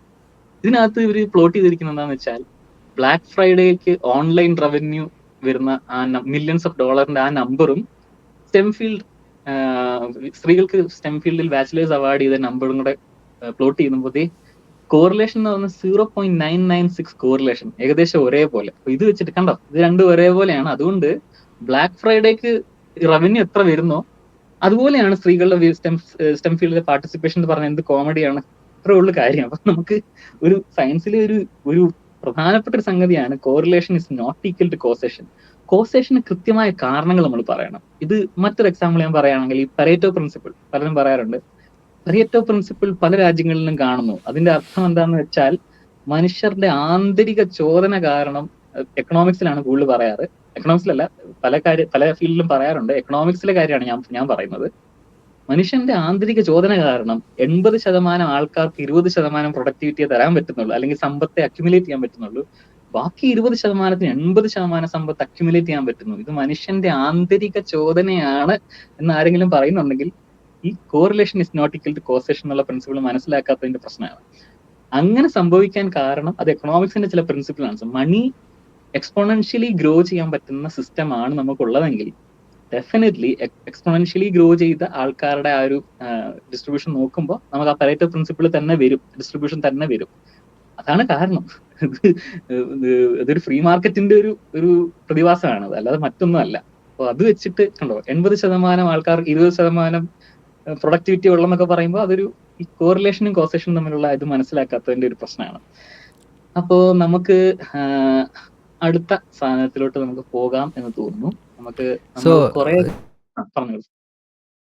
ഇതൊന്ന് ജസ്റ്റ് ഒന്ന് ബ്രീഫ് ചെയ്യുകയാണെങ്കിൽ, ഇവിടെ നമ്മൾ ജെൻഡർ ഇക്വാലിറ്റി പാരഡോക്സ് ആണ് നോക്കിയത്. അപ്പോൾ ഇവിടുത്തെ മെയിൻ ആയിട്ടുള്ള സംഭവം എന്ന് വെച്ചാൽ, ഒന്ന് ഇവർ കൊണ്ടുവന്ന മാത്ത്, അതായത് 100 പെണ്ണുങ്ങൾ സ്റ്റെമ്മിൽ പോയി 10 ആണുങ്ങൾ പോയാലും ഇവരുടെ പ്രൊപ്പൻസിറ്റി 50% ആയിരിക്കും. അത് വെച്ചാണ് ഇവർ ആദ്യം ചെയ്തത്. എന്നിട്ട് അതിനെ ആദ്യം ഒരു ഫെമിനിസ്റ്റ് ബയോളജിസ്റ്റ് ക്രിട്ടീക്ക് ചെയ്തപ്പോൾ അവർ കറക്ഷൻ കൊണ്ടുവന്നിട്ട് അവർ പറഞ്ഞു, ഞങ്ങൾ ആ ഒരു ആക്ച്വൽ പെർസെൻറ്റേജസ് എടുത്താലും ഈ പാരഡോക്സ് ഉണ്ടെന്നാണ് അവർ ആദ്യം ക്ലെയിം ചെയ്തത്. അപ്പോൾ അതിന് റെസ്പോൺസായിട്ട് വന്നത് നിങ്ങൾ ഉപയോഗിച്ചത് GGGI ഇൻഡെക്സ് ആണ്. ബട്ട് GGGI ഇൻഡെക്സിൻ്റെ പ്രശ്നം എന്ന് വെച്ച് കഴിഞ്ഞാൽ, അത് എത്രത്തോളം ജെൻഡർ അല്ലെങ്കിൽ ജെൻഡർ പാർട്ടിസിപ്പേഷൻ, ജെൻഡർ ഡൈവേഴ്സ് ആയിട്ടുള്ള ആളുകൾക്ക് എത്രത്തോളം സ്റ്റെമ്മിൽ പാർട്ടിസിപ്പേറ്റ് എത്രത്തോളം എൻകറേജ് ചെയ്യുന്നുണ്ടെന്നൊരു സംഭവം അത് മെഷർ ചെയ്യുന്നില്ല GGGI ഇൻഡെക്സ്. അവർ ക്ലെയിം ചെയ്തിരുന്നു. പിന്നെ ഉള്ളതെന്ന് വെച്ച് കഴിഞ്ഞാൽ, ഇതിൻ്റെ ഒരു മെയിൻ പ്രശ്നം എന്ന് വെച്ച് കഴിഞ്ഞാൽ, ഒരു പോപ്പുലേഷനെ നോക്കി ഇതിനകത്തുള്ള ഇൻഡിവിജ്വൽസിനെല്ലാം എല്ലാവർക്കും അങ്ങനെയാണ് എന്ന് പറഞ്ഞ് ജഡ്ജ് ചെയ്യുന്ന ഒരു എക്കോളജിക്കൽ ഫാലസി ഉണ്ട്, ഒരു ന്യായവൈകല്യം തന്നെ ഉണ്ട്. 4ാമത്തെ പോയിന്റ് എന്ന് വെച്ച് കഴിഞ്ഞാൽ, വേറെ ഇൻഡെക്സ് BG ഇൻഡെക്സ് ഉപയോഗിച്ചപ്പോൾ ഈ പാരഡോക്സ് ഒന്നും കാണുന്നില്ല. So basically this is just data നിങ്ങളുടേതായ രീതിയിൽ നിങ്ങൾ റെപ്രസെൻറ്റ് ചെയ്തിട്ട് ഓരോന്ന് ക്ലെയിം ചെയ്യുന്ന സംഭവം മാത്രമാണ്. എന്തായാലും പക്ഷെ അവരുടെ തന്നെ ഇൻഡെക്സ് ഉപയോഗിച്ച് അവരുടെ തന്നെ ഇത് പ്രൂവ് ചെയ്തൊരു നൈസ് പണിയായി പോയി. ഓക്കെ, നമുക്ക് ഇനി കേസ് സ്റ്റഡീസ് ഒക്കെ കഴിഞ്ഞ് നമുക്ക് ഇനി ഇതിനകത്ത് നമ്മുടെ സയൻസ് കമ്മ്യൂണിറ്റിയുടെ ഒരു റോളിനെ കുറിച്ചൊന്ന് പറയണം തോന്നി. നമ്മൾ ഈ ഫെമിനിസ്റ്റ് ഫിലോസഫി ഓഫ് സയൻസ് ഇതിനെക്കുറിച്ച് പറയുമ്പോൾ നമ്മൾ എത്ര ഉദാഹരണങ്ങളാണ് നമ്മൾ കണ്ടത്, എത്ര കാര്യങ്ങളിലാണ് ഇതൊക്കെ. എന്താണ് പലപ്പോഴും പറയാറുണ്ട്, സയൻസിൽ പ്രശ്നമുണ്ടെങ്കിൽ ഞങ്ങൾ സയന്റിസ്റ്റുകൾ തീർത്തോളാം. അങ്ങനെ സയന്റിസ്റ്റുകൾ തീർത്ത കഥയാണ് ഫെമിനിസ്റ്റ് ഫിലോസഫി അല്ലെങ്കിൽ ഫെമിനിസ്റ്റ് ബയോളജി എന്ന് പറയുന്നത്. ഈ പറഞ്ഞ ആരും പുറത്തുനിന്ന് വന്നിട്ട്, അല്ലെങ്കിൽ ഒരു ഫെമിനിസ്റ്റ് രാഷ്ട്രീയം പറഞ്ഞ് പുറത്തുനിന്ന് വന്നിട്ട് ഇത് തിരുത്തിയവരല്ല. സയന്റിഫിക് കമ്മ്യൂണിറ്റിയിൽ തന്നെയുള്ള ആൾക്കാർ ഇതിനകത്ത് ചില പ്രശ്നങ്ങൾ ഉണ്ടെന്ന് പറഞ്ഞ് തിരുത്തിയതാണ്. അത് കഥകളാണ് നമ്മൾ ഇത്ര നേരം കേട്ടത്. അപ്പോ ഇതിനകത്ത് സയൻസ് കമ്മ്യൂണിറ്റിയുടെ ഭാഗത്ത് നിന്ന് അവരെന്താണ് ചെയ്യേണ്ടത്, അവര് ഈ ഒരു പ്രശ്നത്തിന്, അതായത് ഒരുപാട് ബയസുകളുണ്ട്, നമ്മൾ കഴിഞ്ഞ പാട്ടിൽ നമ്മൾ പറഞ്ഞു സയൻസ് ചെയ്യുമ്പോൾ. അതിനകത്ത് ജെൻഡർ ബയസ് എന്ന് പറഞ്ഞൊരു പ്രധാനപ്പെട്ട ഒരു ബയസാണ്. ആ ബയസിനെ ഇല്ലാതെയാക്കാൻ എന്താണ് ചെയ്യേണ്ടത് എന്നുള്ളതിന് ഒരു നമ്മളിപ്പോ ഫെമിനിസ്റ്റ് ഫിലോസഫിയുടെ തിയറീസ് ഒന്നും പറയുന്നില്ല എങ്കിൽ പോലും ഇതിനകത്തൊരു പ്രധാനപ്പെട്ട കാര്യം ഡൈവേഴ്സിറ്റി വരണം എന്നുള്ളതാണ്. അപ്പോ നമ്മൾ ഈ ഡൈവേഴ്സിറ്റി വന്നാൽ മാത്രം പോരാ, ഇപ്പം സ്ത്രീകളെ ഉൾപ്പെടുത്തിയാൽ മാത്രം പോരാ, അത് ഇന്റർസെക്ഷണൽ ആയിരിക്കണം എന്നും കൂടിയുണ്ട്. അതായത് പല വിഭാഗങ്ങളിൽ നിന്നുള്ള സ്ത്രീകളെ ഉൾപ്പെടുത്തണം, പല വംശത്തിൽ നിന്നുള്ള സ്ത്രീകളെ ഉൾപ്പെടുത്തണം, പല ക്ലാസ്സിൽ നിന്നുള്ള സ്ത്രീകൾ ഉൾപ്പെടുത്തണം. അതിന്റെ കാരണം എന്താന്ന് വെച്ചാൽ, ഇപ്പൊ നമ്മൾ ആദ്യം ആൾക്കാരുടെ അനാറ്റമിസ്റ്റിന്റെ തലയുടെ വലിപ്പം അളന്നിട്ട് അവരുടെ തന്നെ തിയറി ഡീബങ്ക് ചെയ്ത ആലിസ്ലിയുടെ കഥ നമ്മൾ പറഞ്ഞു. ആലിസ്ലി ഒരു ഈ ജെൻഡർ ബയസിനെ അഡ്രസ് ചെയ്യുന്നതിൽ ഒരു ഹീറോയിക് ആയിട്ടുള്ള കാര്യമാണ് ആലിസ്ലി അവിടെ ചെയ്തത്. വളരെ പ്രോബ്ലംസ് നേരിട്ടെങ്കിലും ആലിസ്ലി അതിനെ മറികടന്ന് അത് ചെയ്യുമായിരുന്നു. പക്ഷെ ഇതേ ആലിസ്ലിക്ക് മറ്റൊരു പ്രശ്നം ഉണ്ടായിരുന്നു. ആലിസ്ലി ഒരു യൂജനിസിസ്റ്റ് ആയിരുന്നു. ആലിസ്ലി അന്ന് സപ്പോർട്ട് ചെയ്ത ഒരു കാൾ പിയേഴ്സിന്റെ കാര്യം പറഞ്ഞല്ലോ, ഒരു സ്റ്റാറ്റിസ്റ്റീഷ്യൻസ്. ആ കാൾ പിയേഴ്സിന് ഒരു യൂജനിസിസ്റ്റ് ആയിരുന്നു. ഇവരെ മാർക്കിടാൻ വന്നിട്ടുള്ള ഇതിന് റിസോൾവ് ചെയ്യാൻ വിളിച്ച ഫ്രാൻസിസ് ഗാൾട്ടൺ മറ്റൊരു പ്രധാനപ്പെട്ട യൂജനിസിസ്റ്റ് ആയിരുന്നു. ഇവരൊക്കെ തന്നെ ആ കാലത്ത് ഈ മേഖലയിൽ വർക്ക് ചെയ്ത ഒട്ടുമിക്ക ആൾക്കാരും ഈ തലയോട്ടിയുടെ വലിപ്പം പല വംശങ്ങൾ പല റേസിനും ഡിഫറെന്റ് ആയിരുന്നെന്നും അത് കറുത്ത വർഗ്ഗക്കാർക്ക് വലിപ്പം കുറവാണ്, അതുകൊണ്ട് അവർക്ക് ബുദ്ധി കുറവാണെന്ന് ചിന്തിച്ചിരുന്നു. അപ്പോ ആലിസ്ലി ജെൻഡറിന്റെ വിഷയത്തിൽ കൃത്യമായി സ്റ്റാറ്റിസ്റ്റിക്സ് ഉപയോഗിച്ചത് ഡിസ്പ്രൂവ് ചെയ്തെങ്കിലും കൃത്യമായ സ്റ്റാറ്റിസ്റ്റിക്സ് ഉപയോഗിച്ച് ഇങ്ങനെ ഒരു പ്രശ്നം ഇല്ല എന്ന് പറയാൻ ആലിസ്ലിക്ക് പറ്റിയില്ല എന്നുള്ളതാണ്. പിന്നീടുള്ള ആലിസ്ലിയുടെ വർക്ക് യൂജനിക്സിലായി പോയി. അത് നിർഭാഗ്യകരമാണ്. അപ്പം അവിടെയാണ് നമ്മൾ ഇന്റർസെക്ഷണൽ ഫെമിനിസത്തിന്റെ ആവശ്യകത, ഈ ഡൈവേഴ്സിറ്റിയുടെ ആവശ്യകത നമുക്ക് മനസ്സിലാക്കാൻ പറ്റുന്നത്. ഇപ്പോ ഞാനിവിടെ ഈ സ്ലൈഡിൽ കൊടുത്തിരിക്കുന്ന 2 കാര്യങ്ങളാണ്. അതെന്താന്ന് വെച്ചാൽ, ഒന്ന് CIHR, Canadian institute of health research. അതിനകത്ത് അവര് ജെൻഡർ ഇനിക്വിറ്റീസ് അതിനെ അഡ്രസ് ചെയ്യാൻ വേണ്ടിയിട്ടുള്ള അവരുടെ ഒരു പോളിസിയുടെ ജസ്റ്റ് ഒരു പേജിന്റെ ഒരു സ്ക്രീൻഷോട്ട് എടുത്തതാണ് ഞാൻ. അവര് ഈ ഫണ്ടിങ് പ്രോഗ്രാം, റിസർച്ചിലെ ഫണ്ടിങ് ഒക്കെ നടക്കുമ്പോൾ ജെൻഡർ ഇനിക്വിറ്റീസ് ഉണ്ടോ എന്നൊക്കെ നോക്കിയിട്ടാണ് ഈ ഫണ്ടിങ് പോലും അനുവദിക്കുന്നത്. കാരണം ഇങ്ങനെയുള്ള ഇഷ്യൂസിനെ അഡ്രസ്സ് ചെയ്യണം. ഇപ്പോ ഇന്ന് ഡെവലപ്ഡ് ആയിട്ടുള്ള രാജ്യങ്ങളിലും എല്ലാ സ്ഥലങ്ങളിലും സയന്റിഫിക് കമ്മ്യൂണിറ്റിയിൽ ഒരു വെരി വെൽ എസ്റ്റാബ്ലിഷ് ആയിട്ടുള്ള ഒരു ഐഡിയ ഉണ്ട്, ഇങ്ങനെ ഒരു പ്രശ്നമുണ്ട്, ഇതിനെ നമ്മൾ ടാക്കിൾ ചെയ്യണം എന്നുള്ളൊരു ഐഡിയ ഉണ്ട്. പലപ്പോഴും ഇതിനെ ക്രിട്ടിസൈസ് ചെയ്യുന്ന ആൾക്കാർ സയന്റിഫിക് കമ്മ്യൂണിറ്റി പുറത്തുള്ളവരാണ്. സയന്റിഫിക് കമ്മ്യൂണിറ്റി ഉള്ളിലുള്ള ചില ഔട്ട്ലയേഴ്സ് ഉണ്ട്. ഇപ്പം അങ്ങനെ ജോർഡൻ പീറ്റേഴ്സിനെ പോലൊക്കെ ഉള്ള ആൾക്കാരൊക്കെ ഉണ്ട്. അല്ലെങ്കിൽ പിന്നെ ഡോക്കിൻസ് ഒരു എക്സാമ്പിൾ ആണ്. അങ്ങനെ കുറച്ച് ആൾക്കാരൊക്കെ ഉണ്ട്. പക്ഷെ ഡോക്കിൻസ് സയൻസ് കമ്മ്യൂണിറ്റി എന്ന് പറയാമല്ലോ, പുള്ളി അതിനകത്ത് അധികം റിസർച്ച് ഒന്നും ചെയ്തിട്ടില്ല. പുള്ളിയുടെ ഒരു തീസിസ് എന്തോ ചെയ്തതിനു ശേഷം കൂടുതലും പ്രൊപ്പഗേഷൻ. വേറെ പറയാം, സ്റ്റീവൻ പിങ്കർ എനിക്ക് തോന്നുന്നു ഇതിനെ ക്രിട്ടിസൈസ് ചെയ്യുന്ന ആളാണെന്നാണ് എന്റെ തോന്നൽ. ബട്ട് എനിവേസ് ജനറലി ഒരു കൺസെൻസസ് ഉണ്ട്, ഇങ്ങനെ ഒരു പ്രശ്നം ഉണ്ടെന്നും ഇതിനെ അഡ്രസ് ചെയ്യണം എന്നുള്ള കൺസെൻസസ്. അതാണ് പല നല്ല ഏകദേശം എല്ലായിടങ്ങളിലും സയന്റിഫിക് റിസർച്ചിനകത്ത് ചില പോളിസീസ് ഓൾറെഡി ഡൈവേഴ്സിറ്റിക്ക് വേണ്ടിയിട്ട് കൊണ്ടുവന്നിട്ടുണ്ട്. അതിന്റെ ഒരു എക്സാമ്പിൾ ആണ് ഞാൻ ഈ CIHR കൊടുത്തിരിക്കുന്നത്. അടുത്തത് ഈ വൈറ്റ് കളറിൽ കാണുന്നത് അത് മേരി ക്യൂരി ഫെലോഷിപ്പിനുള്ള ആപ്ലിക്കേഷന്റെ ചില ക്രൈറ്റീരിയസ് ആണ്. അപ്പൊ അതിനകത്ത് അവർ പറയുന്നുണ്ട് ജെൻഡർ ഡയമെൻഷൻ ആൻഡ് അതർ ഫെലോഷിപ്പിന് ആപ്ലിക്കേഷൻ കൊടുക്കുമ്പോൾ ഇങ്ങനെയുള്ള ചില കാര്യങ്ങൾ അഡ്രസ് ചെയ്യണം എന്ന് പറഞ്ഞിട്ട് അവർ പറയുന്നത് എന്താണ്, gender dimension and other diversity aspects are taken into account in the projects research and innovation content. ഇത് അഡ്രസ് ചെയ്യണം. അഡ്രസ് ചെയ്തിട്ട് ഫെലോഷിപ്പിന് അപ്ലൈ ചെയ്താൽ മതി. ഇതൊരു വളരെ പ്രസ്റ്റീജിയസ് ആയിട്ടുള്ള മേരി ക്യൂറി ഫെലോഷിപ്പ് ആണ്. അപ്പൊ ഇതിന് അപ്ലൈ ചെയ്യണമെങ്കിൽ ഇങ്ങനെയുള്ള കാര്യങ്ങൾ നോക്കണം. ഇത് ഒരു സയന്റിഫിക് കമ്മ്യൂണിറ്റിയിൽ വളരെ ആക്സെപ്റ്റഡ് ആയിട്ടുള്ള ഒരു കാര്യമാണ് ഈ ജെൻഡർ ബയസ് ഇല്ലാതെയാക്കുക, ജെൻഡർ ഇനിക്വിറ്റീസ് ഇല്ലാതെയാക്കുക എന്നുള്ള കാര്യം. അപ്പോ ഇതിനെ ക്രിട്ടിസൈസ് നിങ്ങൾ സയൻസിൽ എന്തുകൊണ്ടാണ് പൊളിറ്റിക്സും മൊറാലിറ്റിയും കൊണ്ടുവരുന്നത്? ഇത് എന്തുകൊണ്ടായിരിക്കും ആൾക്കാര് ഇങ്ങനത്തെ പോളിസീസ് കൊണ്ടുവരുന്നത്? കാരണം ഇങ്ങനെ ചില പ്രശ്നങ്ങൾ എക്സിസ്റ്റ് ചെയ്യുന്നുണ്ട്. ആ പ്രശ്നങ്ങൾ ഇല്ലാതെയാക്കുന്നത് സയൻസിന്റെ ഒബ്ജക്ടിവിറ്റി കൂട്ടാനാണെന്നുള്ളത് കൊണ്ടാണ്. അപ്പൊ നമുക്ക് അത് അടുത്ത സ്ലൈഡിൽ അതിനുള്ള ചില കാര്യങ്ങളാണ്. ഇതെന്താന്ന് വെച്ചാല്, നമ്മള് പലപ്പോഴും ഈ ഫെമിനിസ്റ്റ് ഫിലോസഫി ഓഫ് സയൻസ് അല്ലെങ്കിൽ ഫെമിനിസ്റ്റ് ബയോളജി എന്നൊക്കെ പറയുമ്പോൾ നമ്മൾ ആദ്യത്തെ എപ്പിസോഡിൽ നമ്മൾ ഞാനൊരു ലിസ്റ്റ് ഓഫ് കൺവെൻഷൻസ്, ഒരു ലിസ്റ്റ് ഓഫ് ക്രിറ്റിസിസംസ് പറഞ്ഞിരുന്നു. അതിനകത്ത് ഒരു ക്രിറ്റിസിസം എന്താന്ന് വെച്ചാൽ ഇതൊരു മതമാണെന്നുള്ളതാണ്. മറ്റൊന്ന് ഇപ്പൊ പ്രതീക്ഷ പറഞ്ഞ പോലെ ചില പോസ്റ്റ് മോഡേണിസ്റ്റ് ചിന്തകൾ കൊണ്ടുവരുന്നു, അല്ലെങ്കിൽ പൊളിറ്റിക്സ് കൊണ്ടുവരുന്നു എന്നൊക്കെയുള്ള കാര്യങ്ങളാണ്. ഇതൊക്കെ വസ്തുതയ്ക്ക് നിരക്കാത്ത അക്യൂസേഷൻസ് ആണെന്നുള്ളതാണ് ശരിക്കും. ഇപ്പോ ഉദാഹരണത്തിന് ഈ പലരും പറയാണ്, നേരത്തെ ഞാൻ പറഞ്ഞില്ലേ ഈ പോസ്റ്റ് മോഡേണിസ്റ്റ് ചാപ്പ എന്നുള്ള സംഗതി. അതിനകത്ത് ഈ പോസ്റ്റ് മോഡേണിസ്റ്റ് ചാപ്പ അടിക്കുന്നവർ പറയുന്ന അവരുടെ ആംഗിൾ എന്ന് പറയുന്നത്, നിങ്ങൾ പറയുന്നു സയൻസിൽ ഡൈവേഴ്സിറ്റി വേണം, സ്ത്രീകൾ വേണം നിങ്ങൾ പറയുന്നു. ഇപ്പോ നിങ്ങൾ പറയുന്നത് എന്താന്ന് വെച്ചാൽ, ആണുങ്ങൾ നോക്കിയാൽ മനസ്സിലാക്കാൻ പറ്റാത്ത എന്തോ സ്ത്രീകൾ നോക്കിയാൽ മനസ്സിലാക്കാൻ പറ്റുന്നുണ്ട്. There is A women's way of knowing എന്ന് നിങ്ങൾ പറയുന്നു. സയൻസിൽ ഒബ്ജക്ടിവിറ്റി ഇല്ല എന്നാണ് നിങ്ങൾ പറയുന്നത്. കാരണം പല പല വീക്ഷണകോണുകളുണ്ട്. അപ്പോൾ reality is different for every one. അതാണ് ഏതൊരു ഡിബേറ്റിൽ മൈക്രോസ്കോപ്പിക്കൂടെ ആണ് നോക്കിയാലും പെണ്ണ് നോക്കിയാലും എന്താ ഒരേ കാര്യമല്ലേ കാണുന്നതെന്ന് ആരോ ചോദിച്ചത്. ഡിഫറെന്റ് ആയിട്ട് കാണുന്നില്ലല്ലോ, ഒബ്ജക്റ്റീവ് ട്രൂത്ത് അല്ലേ ഉള്ളൂ. നിങ്ങൾ എന്തിനാണ് സ്ത്രീകൾ വരണം എന്ന് പറയുന്നത്? നിങ്ങൾ ഒബ്ജക്റ്റീവ് ട്രൂത്ത് എന്നൊരു സാധനം ഇല്ല എന്ന് പറയുന്നു. നിങ്ങൾ ഇതിനെയൊക്കെ ഡീകൺസ്ട്രക്ട് ചെയ്യുന്നു. നിങ്ങൾ എന്താണ് മറ്റേ ഫ്രാങ്ക്ഫർട്ട് സ്കൂൾ ഓഫ് ക്രിട്ടിക്കൽ സംഗതി ഉള്ള സാധനമാണെന്ന് പറയുന്നു. ഇങ്ങനെയുള്ള കുറെ പോസ്റ്റ് മോഡേൺ നിയോ മാർക്സിസ്റ്റ് ചാപ്പുകൾ വരുന്നു. അപ്പോൾ ഇതിനകത്തെ പ്രശ്നം എന്താണെന്ന് വെച്ചാൽ നമ്മൾ പറയാൻ ശ്രമിക്കുന്നതിന്റെ നേരെ ഓപ്പോസിറ്റ് ആയിട്ടുള്ള അണ്ടർസ്റ്റാൻഡിങ്ങിലാണ് ഇവർ സംസാരിക്കുന്നത്. നമ്മൾ ഒബ്ജക്ടിവിറ്റി സയൻസിൽ ഇല്ല എന്നല്ല പറയുന്നത്, ഒബ്ജക്ടിവിറ്റി സയൻസിൽ ഉണ്ടാവണം എന്നാണ് പറയുന്നത്. എൻറ്റയർ ഫെമിനിസ്റ്റ് തിയറി എന്ന് ഫെമിനിസ്റ്റ് ഫിലോസഫി ഓഫ് സയൻസ് എന്ന് പറയുന്നത് അതിനകത്ത് 2 ബേസിക് തിയറീസ് ആണുള്ളത്. ഒന്ന് ഫെമിനിസ്റ്റ് എംപിരിസിസം, മറ്റൊന്ന് feminist stand point theory. Feminist empiricism പറയുന്നത് എന്താണെന്ന് വെച്ചാൽ ശാസ്ത്രത്തിന്റെ മെത്തഡോളജിയിലെ ഓരോ സ്റ്റെപ്പിലും നമുക്ക് ഒബ്ജക്ടിവിറ്റി കൂട്ടണം എന്നാണ് പറയുന്നത്. അത് പല ടൈപ്പ് ഓഫ് ഒബ്ജക്ടിവിറ്റി ആണ്. ഇപ്പോൾ ഏജന്റ് ഒബ്ജക്ടിവിറ്റി, അത് ആരാണ് സയൻസ് ചെയ്യുന്നതെന്നുള്ള ചെയ്യുന്ന ആൾ ഒബ്ജക്റ്റീവ് ആയിരിക്കണം. ഓൺടോളജിക്കൽ ഒബ്ജക്ടിവിറ്റി, നമ്മൾ നോക്കുന്ന ഫിനോമിനൻ അത് സംഭവിക്കണം, അതാണ് ഓൺടോളജിക്കൽ ഒബ്ജക്റ്റീവ്, അല്ലെങ്കിൽ ഏരിയ ഓഫ് സ്റ്റഡി എന്ന് പറയുന്നത്. പിന്നെ മെത്തഡോളജിക്കൽ ഒബ്ജക്ടിവിറ്റി, നമ്മൾ അത് ആ ട്രൂത്തിലേക്ക് പോകാനുള്ള മെത്തഡോളജി അത് ഒബ്ജക്റ്റീവ് ആയിരിക്കണം എല്ലാ സ്റ്റേജിലും. ഇതാണ് ഫെമിനിസ്റ്റ് എംപിരിസിസം. ഒബ്ജക്ടിവിറ്റി കൂട്ടണം എന്നാണ് പറയുന്നത്. പിന്നെ സാൻഡ്ര ഹാഡിങ് പറഞ്ഞിട്ടുള്ള സ്റ്റാൻഡ് പോയിന്റ് തിയറി.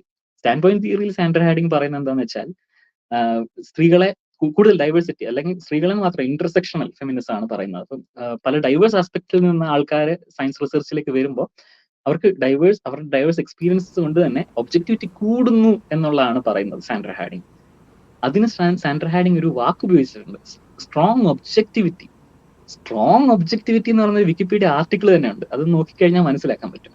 അപ്പൊ ഒബ്ജക്ടിവിറ്റി കൂട്ടണം എന്ന് നിരന്തരമായി വാദിക്കുന്ന, അതിനെ തിയറൈസ് ചെയ്തിട്ട് അവസാനം എന്താണ് ഇവന്മാര് ചാപ്പയടിക്കുന്നത്, നിങ്ങൾ സയൻസിൽ ഒബ്ജക്ടിവിറ്റി ഇല്ല എന്ന് പറയുന്നു. അപ്പൊ നമ്മൾ പറയുന്നതിന് നേരെ ഓപ്പോസിറ്റ് സാധനം പറഞ്ഞിട്ട് ഒരു ചാപ്പയടിക്കുകയാണ് ഇത്. അതാണ് ഇപ്പോ ഞാൻ ഈ മീമിനകത്ത് കൊടുത്തിരിക്കുന്നത് എന്താന്ന് വെച്ചാൽ ഈ ചാപ്പകൾ അടിക്കുന്ന അല്ലെങ്കിൽ ഇതിനെ ക്രിട്ടിസൈസ് ചെയ്യുന്ന ആൾക്കാരോട് നമ്മൾ ചോദിക്കണം. ഇപ്പം ഞാൻ ഉദ്ദേശിക്കുന്ന മറ്റേ മെനിനിസ്റ്റ് ആ ഗ്രൂപ്പ് അല്ല, സയൻസ് കമ്മ്യൂണിക്കേറ്റേഴ്സ് എന്ന് പറഞ്ഞിട്ട് ഇതിനെ സയൻസ് അല്ലാത്ത കാര്യങ്ങൾ കമ്മ്യൂണിക്കേറ്റ് ചെയ്യുന്ന ആൾക്കാരെ കുറിച്ചാണ് ഞാൻ പറയുന്നത്. അപ്പൊ ഇവരോട് നമ്മൾ ചോദിക്കുകയാണ്, ശാസ്ത്രത്തിലെ ജെൻഡർ പൈസ മാറ്റണോന്ന് ചോദിച്ചാൽ അവര് പിന്നെ മാറ്റണം എന്ന് പറയും. ഇപ്പൊ നമ്മള് ഇതിൽ ഒബ്ജക്ടിവിറ്റി കൂട്ടണോ, പിന്നെ എന്തായാലും കൂട്ടണം എന്ന് പറയും. ഈ ഏരിയ ഓഫ് എൻക്വയറി എക്സ്പാൻഡ് ചെയ്യണോ, തീർച്ചയായിട്ടും എക്സ്പാൻഡ് ചെയ്യണം എന്ന് പറയും. അപ്പൊ ഫെമിനിസ്റ്റ് ഫിലോസഫി നമുക്ക് എടുക്കാമല്ലോ എന്ന് വെച്ചാൽ അത് നമുക്ക് പറ്റൂല. അതാണ് ഞാൻ ഈ മീമിൽ ഇട്ടിരിക്കുന്നത്. ഇവരുടെ പ്രശ്നം ഫെമിനിസം എന്നുള്ള വാക്ക് ഇതിൽ വന്നതുകൊണ്ടാണ്, അല്ലാതെ ബാക്കിയുള്ള കാര്യങ്ങളോട് ആക്ച്വലി ഇവർ ഇത് മനസ്സിലാക്കി ഇവർ എഗ്രി ചെയ്യുന്നതാണ്. ഇവർക്ക് ഈ ഫെമിനിസം എന്നുള്ള വാക്കിനോട് ഇവർക്കൊരു കലിപ്പുണ്ട്, ഇവർക്കൊരു ബയസ് ഉണ്ട്. ഇങ്ങനെയാണ് ആൻഡ്രോജനിക് ബയസ് വർക്ക് ചെയ്യുന്നത്. എനിക്ക് തോന്നുന്നു അതൊരു സോഷ്യൽ മീഡിയയിൽ ജീവിക്കുന്നുണ്ടെങ്കിൽ സോഷ്യൽ മീഡിയ വരുന്ന ആർട്ടിക്കിൾസും റീൽസും അതൊക്കെ കണ്ട് ഫെമിനിസം എന്നുള്ള വാക്കിനോട് ഒരു ദേഷ്യം വന്ന് അതെന്തോ ആണിത് എന്നൊക്കെ പറഞ്ഞിട്ട്, ഐ മീൻ അതിലും പലതും മിസ്റെപ്രസെൻറ്റേഷൻസും പലതും ഓവർ ദി ടോപ്പ് പല കാര്യങ്ങളൊക്കെയാണ് കാണിക്കുന്നത്. ആക്ച്വലി ഉള്ള സംഭവങ്ങളൊന്നും വായിക്കാതെ ഇതിനെ ഒരു സമീപിക്കുന്ന ഒരു രീതിയാണ്. എനിക്ക് ഏറ്റവും ഇഷ്ടപ്പെട്ട ഇതാണ്, യവന്മാർ postmodernist, neo Marxist, deconstruction Maoist, underachievers ആണ്, മെഴുകുകയാണ്. സിമ്പിളായി പറഞ്ഞാൽ മെഴുകുകയാണ്. കാരണം നമ്മൾ പറഞ്ഞതിനോട് ക്രിട്ടിസൈസ്, നമ്മൾ എന്താണ് പറയുന്നത്, ആ പറഞ്ഞതിനകത്തെ ക്രിറ്റിസിസം വന്ന് നമുക്ക് ആക്സെപ്റ്റ് ചെയ്യാം. ഞാനിപ്പോ പറഞ്ഞതിനകത്തൊക്കെ തെറ്റൊക്കെ വന്നിട്ടുണ്ടാവും, 100% ശരിയായിട്ട് ആരും ഒന്നും പറയില്ലല്ലോ. തെറ്റുകൾ എവിടെയാണ്, എന്താണ് പ്രശ്നം, ഇതൊക്കെയാണ് ചൂണ്ടിക്കാണിക്കേണ്ടത്. അങ്ങനെയാണ് ശാസ്ത്രം പറയുന്നത്. ഇപ്പൊ ഈ സൈമൺ ബാരൻ കോഹനും ജീന റിപ്പണും തമ്മിലൊരു ഡിബേറ്റ് ഉണ്ട്. അപ്പം കഴിഞ്ഞ നമ്മളുടെ വീഡിയോയുടെ കമന്റിൽ ഒരാൾ പറയുന്നുണ്ടായിരുന്നു, Gina Rippon got decimated by Simon Baron Cohen എന്ന് പറഞ്ഞു. ഞാനത് പണ്ട് കണ്ടാണ്, ഞാൻ മറന്നുപോയിരുന്നു. ഞാൻ ഒന്നും കൂടി കണ്ടു നോക്കി, ഡെസിമേറ്റഡ് ആവുന്നുണ്ടോ എന്ന് അറിയണമല്ലോ. ഒന്നും കൂടി കണ്ടു നോക്കിയപ്പോൾ ആക്ച്വലി വളരെ സിവിലൈസ്ഡ് ആയിട്ടുള്ള ഒരു ഡിബേറ്റ്. അതിനകത്ത് സൈമൺ ബാരൻ കോഹൻ അദ്ദേഹത്തിന്റെ ബയോളജിക്കൽ എസെൻഷ്യലിസ്റ്റ് ആസ്പെക്ടുകൾ പ്രസന്റ് ചെയ്യുന്നു, ജീന റിപ്പൺ കൗണ്ടേഴ്സ് പറയുന്നു. ആക്ച്വലി അവിടെ സൈമൺ ബാരൻ കോഹൻ അവിടെ ഒരുപാട് കാര്യങ്ങളോട് എഗ്രി ആണ്. ജെൻഡർ ഡിഫറൻസസിനേക്കാൾ കൂടുതൽ സിമിലാരിറ്റീസ് ആണ് എന്ന് സൈമൺ ബാരൻ കോഹൻ തന്നെ പറയാണ്. അപ്പോ അവിടെ അങ്ങനെയാണെങ്കിൽ എന്തിനാണ് നിങ്ങൾ ഈ ഫീമെയിൽ ബ്രെയിൻ മെയിൽ ബ്രെയിൻ എന്ന് പറയുന്നതെന്ന് ഒരു ഓഡിയൻസ് ചോദിക്കുന്നുണ്ട്. അപ്പോൾ അത് ഒരല്പം കൂടി ഒരു എക്സ്ട്രാ ചില വിഷയങ്ങളിൽ ഒരു എക്സ്ട്രാ ക്യാരക്ടേഴ്സ് വോയിസ് കാണിക്കുന്നത് കൊണ്ട് അങ്ങനെ പറഞ്ഞതേ ഉള്ളൂ എന്നൊക്കെയാണ് സൈമൺ ബാരൻ കോഹൻ പറഞ്ഞത്. ശരിക്കും ആ ഡിബേറ്റിലൊക്കെ ഒരുപാട് കാര്യങ്ങളിൽ സൈമൺ ബാരൻ കോഹൻ ജീന റിപ്പണിനോട് എഗ്രി ചെയ്യുന്നതായിട്ടാണ് കാണുന്നത്. അപ്പോൾ അങ്ങനെയാണ് നമ്മളൊരു കാര്യം പറയുമ്പോൾ അതിനകത്ത് തെറ്റുണ്ടെങ്കിൽ അങ്ങനെയൊക്കെയാണ് നമ്മൾ ഡയലോഗ്സിലൂടെയാണ് അത് ക്രിട്ടിസൈസ് ചെയ്യുന്നത്. അല്ലാതെ നീ പോസ്റ്റ് മോഡേൺ നിയോ മാർക്സിസ്റ്റ് ആണ്, നിനക്ക് അവിടുന്ന് ഫണ്ട് കിട്ടി ഇവിടുന്ന് ഫണ്ട് കിട്ടി എന്നൊക്കെ പറഞ്ഞു. അല്ലെങ്കിൽ എനിക്ക് പറയാനുള്ളത് ഈ ചാപ്പൊക്കെ തരുന്ന പോട്ടെന്ന് വെക്കാം, സിമ്പിൾ ആയിട്ടുള്ള ചാപ്പുകൾ തരൂ, വോക്ക് അങ്ങനെയാണ് പറയുന്നത്, പെട്ടെന്ന് എളുപ്പമുണ്ട്. ഇത് ഡീകൺസ്ട്രക്ഷൻ നിയോ മാർക്സിസ്റ്റ് എന്തും മാവോയിസ്റ്റ് പോസ്റ്റ് മോഡേണിസ്റ്റ് എന്നൊക്കെ പറയുമ്പോൾ നമ്മൾ ഇതൊന്നും സംഗതി എന്താണെന്ന് ഗൂഗിളൊക്കെ ചെയ്ത് നോക്കേണ്ട അവസ്ഥയാണ്. സിമ്പിൾ ചാപ്പുകൾ വരൂ, വോക്ക് എന്നൊക്കെ പറഞ്ഞാൽ മതി. അപ്പോ ശരിക്കും അതെ, ഈ ഇത് ഇവിടെ നമ്മൾ ഉദ്ദേശിക്കുന്ന ഒരു ഡയലോഗാണ്. Like these are some of the things that are discussed in the academia with references. Like അതാണ് ഇവിടുത്തെ point. Like this is not something നമ്മൾ നമ്മുടേതായ എന്തോ ഒപ്പീനിയൻസ് പറയുന്നല്ല. ഇതൊക്കെ ഒരു അക്സെപ്റ്റഡ് അക്കാഡമിക് വർക്ക്സിൽ വന്നിട്ടുള്ള റെഫറൻസുകൾ വെച്ചിട്ടേ നമ്മൾ സംസാരിക്കുന്നത്. അപ്പോൾ അതിനെ കൗണ്ടർ ചെയ്യണമെങ്കിൽ you need to bring your references. അല്ലാതെ ചുമ്മാ ഇങ്ങനെ പറഞ്ഞിട്ട് ഐ മീൻ ആളുകൾ കാണുന്നുണ്ടല്ലോ ഓവർ ദ ലോങ് റൺ ആരാണ് റെഫറൻസസ് വെച്ച് സംസാരിക്കുന്നത്. സോ ഇങ്ങനെയുള്ള പോയിന്റിൽ എൻ്റെ ഒരു ഒപ്പീനിയൻ എന്ന് വെച്ച് കഴിഞ്ഞാൽ ഇത്രയും ചാപ്പകൾ നമ്മൾ സ്വീകരിക്കണം. ഓക്കെയാണ്, ഇനി കൗണ്ടർ ചെയ്തോളൂ. അതെ, ഞാനിപ്പോൾ പറയാൻ പോകുന്നത് ഞാൻ പോസ്റ്റ് മോഡേണിസ്റ്റാണ്, ഞാൻ നിയോ മാർക്സിസ്റ്റാണ്, അണ്ടർ അച്ചീവറാണ്, മാവോയിസ്റ്റാണ്, എല്ലാം അംഗീകരിച്ചു. പക്ഷെ ഞാൻ പറഞ്ഞ പോയിന്റാണ്, ഇതിനൊന്ന് കൗണ്ടർ ചെയ്ത് തന്നാൽ മതി. അതെ, ഇത് ഞാൻ പറയുന്നത് ഇതാണ്, നമുക്ക് ഇങ്ങനെയുള്ള സാധനം ചാപ്പുകളൊന്നും നമുക്ക് പുത്തരിയല്ല, അത് കുഴപ്പമൊന്നുമില്ല. പക്ഷെ ഞാൻ പ്രതീക്ഷിക്കുന്നത് ഒരു ലെജിറ്റിമേറ്റ് ആയിട്ടുള്ള ക്രിറ്റിസിസം ആണ്. അതായത് ഇന്ന കാര്യങ്ങളിൽ ഡിഫറൻസ് ഉണ്ട്, അങ്ങനെ പറയുകയാണെങ്കിൽ നമുക്കത് ഡീൽ ചെയ്യാം. പക്ഷെ ഇങ്ങനെയുള്ളതിനോടൊക്കെ നമുക്കൊരു തമാശക്ക് അത് ഒരു കാര്യമായിട്ട് എടുക്കേണ്ട കാര്യങ്ങളൊന്നും അതിനകത്ത് എനിക്ക് കാണാൻ സാധിച്ചിട്ടില്ല സോഫാർ. പിന്നെ അതുപോലെ തന്നെ ചില ആൾക്കാർ പറയുന്നുണ്ട് ഇപ്പോ ഇത് നമ്മൾ പറയുന്നതിനോട് എഗ്രി ചെയ്യുന്നു, ആദ്യം എഗ്രി ചെയ്യാത്ത ചില ആൾക്കാർ ഇപ്പൊ എഗ്രി ചെയ്യുന്നു എന്നൊക്കെ പറയുന്നുണ്ട്, which is a positive sign. അപ്പം നല്ല കാര്യമാണ്. അപ്പൊ നമുക്ക് തോന്നുന്നു ഇത് ഇങ്ങനെയുള്ള കാര്യങ്ങൾ കൂടുതൽ സംസാരിച്ചാലേ അത് അതിനകത്ത് ക്ലാരിറ്റി വരുള്ളൂ. കാരണം പൊതുബോധം അതിനെതിരെയാണ് നമ്മൾ ഫൈറ്റ് ചെയ്യുന്നത്. പൊതുബോധം ഓൾറെഡി എസ്റ്റാബ്ലിഷ്ഡ് ആയിട്ടുള്ള കിടക്കുന്ന ഒരു കാര്യങ്ങളുണ്ട്. അപ്പൊ ശാസ്ത്ര മേഖലയിൽ ഇപ്പോ ഞാനൊരു എക്സാമ്പിള് ഇന്നാള് പറഞ്ഞതെന്ന് വെച്ചാൽ, ഈ പണ്ട് ക്ലോണിങ് വന്നപ്പോഴത്തേക്കും കുറെ ആൾക്കാർ ഇതൊക്കെ ഈസി നമ്മൾ പണ്ടേ വിട്ട കൗരവരെ നമ്മൾ ക്ലോൺ ചെയ്തല്ലേ എടുത്തതെന്ന് പറയുന്ന ഒരു പരിപാടി ഉണ്ട്. അപ്പൊ നമുക്ക് എക്സിസ്റ്റ് ചെയ്യുന്ന നമ്മുടെ ബിലീഫിനൊക്കെ ഒരു സാധുത തരുന്ന സയന്റിഫിക് ലിറ്ററേച്ചർ, അല്ലെങ്കിൽ ജോർഡൻ പീറ്റേഴ്സിനെ പോലെ നമ്മുടെ എക്സിസ്റ്റ് ചെയ്യുന്ന സ്റ്റീരിയോ ടൈപ്സിനെ ഊട്ടി ഉറപ്പിക്കുന്ന രീതിയിൽ വാദങ്ങൾ പ്രസന്റ് ചെയ്യുമ്പോൾ അത് പെട്ടെന്ന് സ്വീകരിക്കും ആൾക്കാർ. അതിപ്പോ ഞാൻ എവിഡൻസ് മാത്രമേ ഞാൻ നോക്കൂ എന്നൊക്കെ പറയുന്ന ആൾക്കാരും ഇതിലൊക്കെ ഈ ട്രാപ്പിലൊക്കെ വീണു പോകും സ്വാഭാവികമായി. നമ്മൾ ഇത് ക്ലാരിറ്റി നമ്മൾക്ക് വരുത്താൻ ശ്രമിക്കണം, അതിന് ഡയലോഗ്സിലൂടെ സാധിക്കും എന്നുള്ളതാണ് ഞാൻ മനസ്സിലാക്കുന്നത്. അപ്പോ അതൊക്കെയാണ് ഇന്ന് പറയാനുള്ളത്. വേറെ എന്തെങ്കിലും പ്രതീക്ഷ ആഡ് ചെയ്യാനുണ്ടോ? ഒന്നുമില്ല. അപ്പോൾ ഇന്ന് നമ്മളിന്ന് ബ്രീഫ് ചെയ്യുമ്പോൾ ലൈക്ക് കഴിഞ്ഞ വീഡിയോയിൽ നമ്മൾ the biases in science, history of biases in science, some of the biased views in science ആണ് ഡിസ്കസ് ചെയ്തതെങ്കിൽ ഇന്ന് നമ്മൾ ഡിസ്കസ് ചെയ്തത് ഫെമിനിസ്റ്റ് ബയോളജിസ്റ്റുകൾ അല്ലെങ്കിൽ ഫെമിനിസ്റ്റ് ഫിലോസഫി ഓഫ് സയൻസിനെ മനസ്സിലാക്കിയ അല്ലെങ്കിൽ ആ മെത്തഡോളജി വെച്ചിട്ട് ആളുകൾ എങ്ങനെയാണ് സയൻസിനെ ബെറ്റർ ആക്കിയാണ്. ആൻഡ് ഇൻട്രസ്റ്റിംഗ്ലി രാജേഷ് കോട്ട് ചെയ്തെല്ലാം ഫീമെയിൽ സയൻറ്റിസ്റ്റുകളാണ്. എനിക്ക് തോന്നുന്നു ഞാൻ ഇവിടെ കാണിച്ചിട്ടുള്ള പഠനത്തിൽ 95% ഫീമെയിൽ ലെഡ് ഓതർഷിപ്പ് ഉള്ള സ്റ്റഡീസ് ആണ്. എക്സെപ്റ്റ് എനിക്ക് തോന്നുന്നു ആ എക്കിന്റെ സ്പെർമിന്റെ അതിനകത്ത് 2 സ്റ്റഡീസ് ഉണ്ട്, അത് മാത്രമാണ് മെയിൽ ലെഡ്, 2 സ്റ്റഡീസ് മാത്രം, ബാക്കി എല്ലാം ഫീമെയിൽ ലെഡ് ആണ്. ഞാൻ മനഃപൂർവ്വം അങ്ങനെ സെലക്ട് ചെയ്തതല്ല, അങ്ങനെ വന്നു പോയതാണ്. കാരണം ഇതൊക്കെ ഡീബങ്ക് ചെയ്യാൻ ഫീമെയിൽസ് തന്നെയാണ് മുമ്പോട്ട് വരുന്നത് എന്നുള്ളതാണ് വാസ്തവം. അതെ. അപ്പോൾ ചിലർ ചോദിക്കാറുണ്ട് ആണുങ്ങൾ കണ്ടാലും പെണ്ണുങ്ങൾ കണ്ടാലും ഡിഫറൻസ് ആവുമെന്ന് ചോദിച്ചാൽ ആണുങ്ങളും പെണ്ണുങ്ങളും കാണുമ്പോഴല്ല ഡിഫറൻസ് ഉണ്ടാവുന്നത്.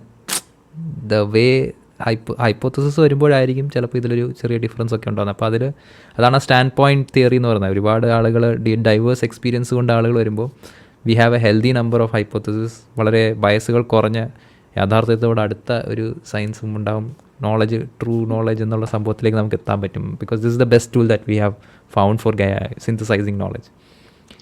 അപ്പം എനിക്കിത് ഇൻട്രസ്റ്റിംഗ് ആയിരുന്നു. എനിക്കറിയില്ല ഇനി ഇതിനൊരു പാർട്ട് 3 ഉണ്ടോ, ഇതിന്റെ തിയറീസ് വല്ലതും പറയാൻ?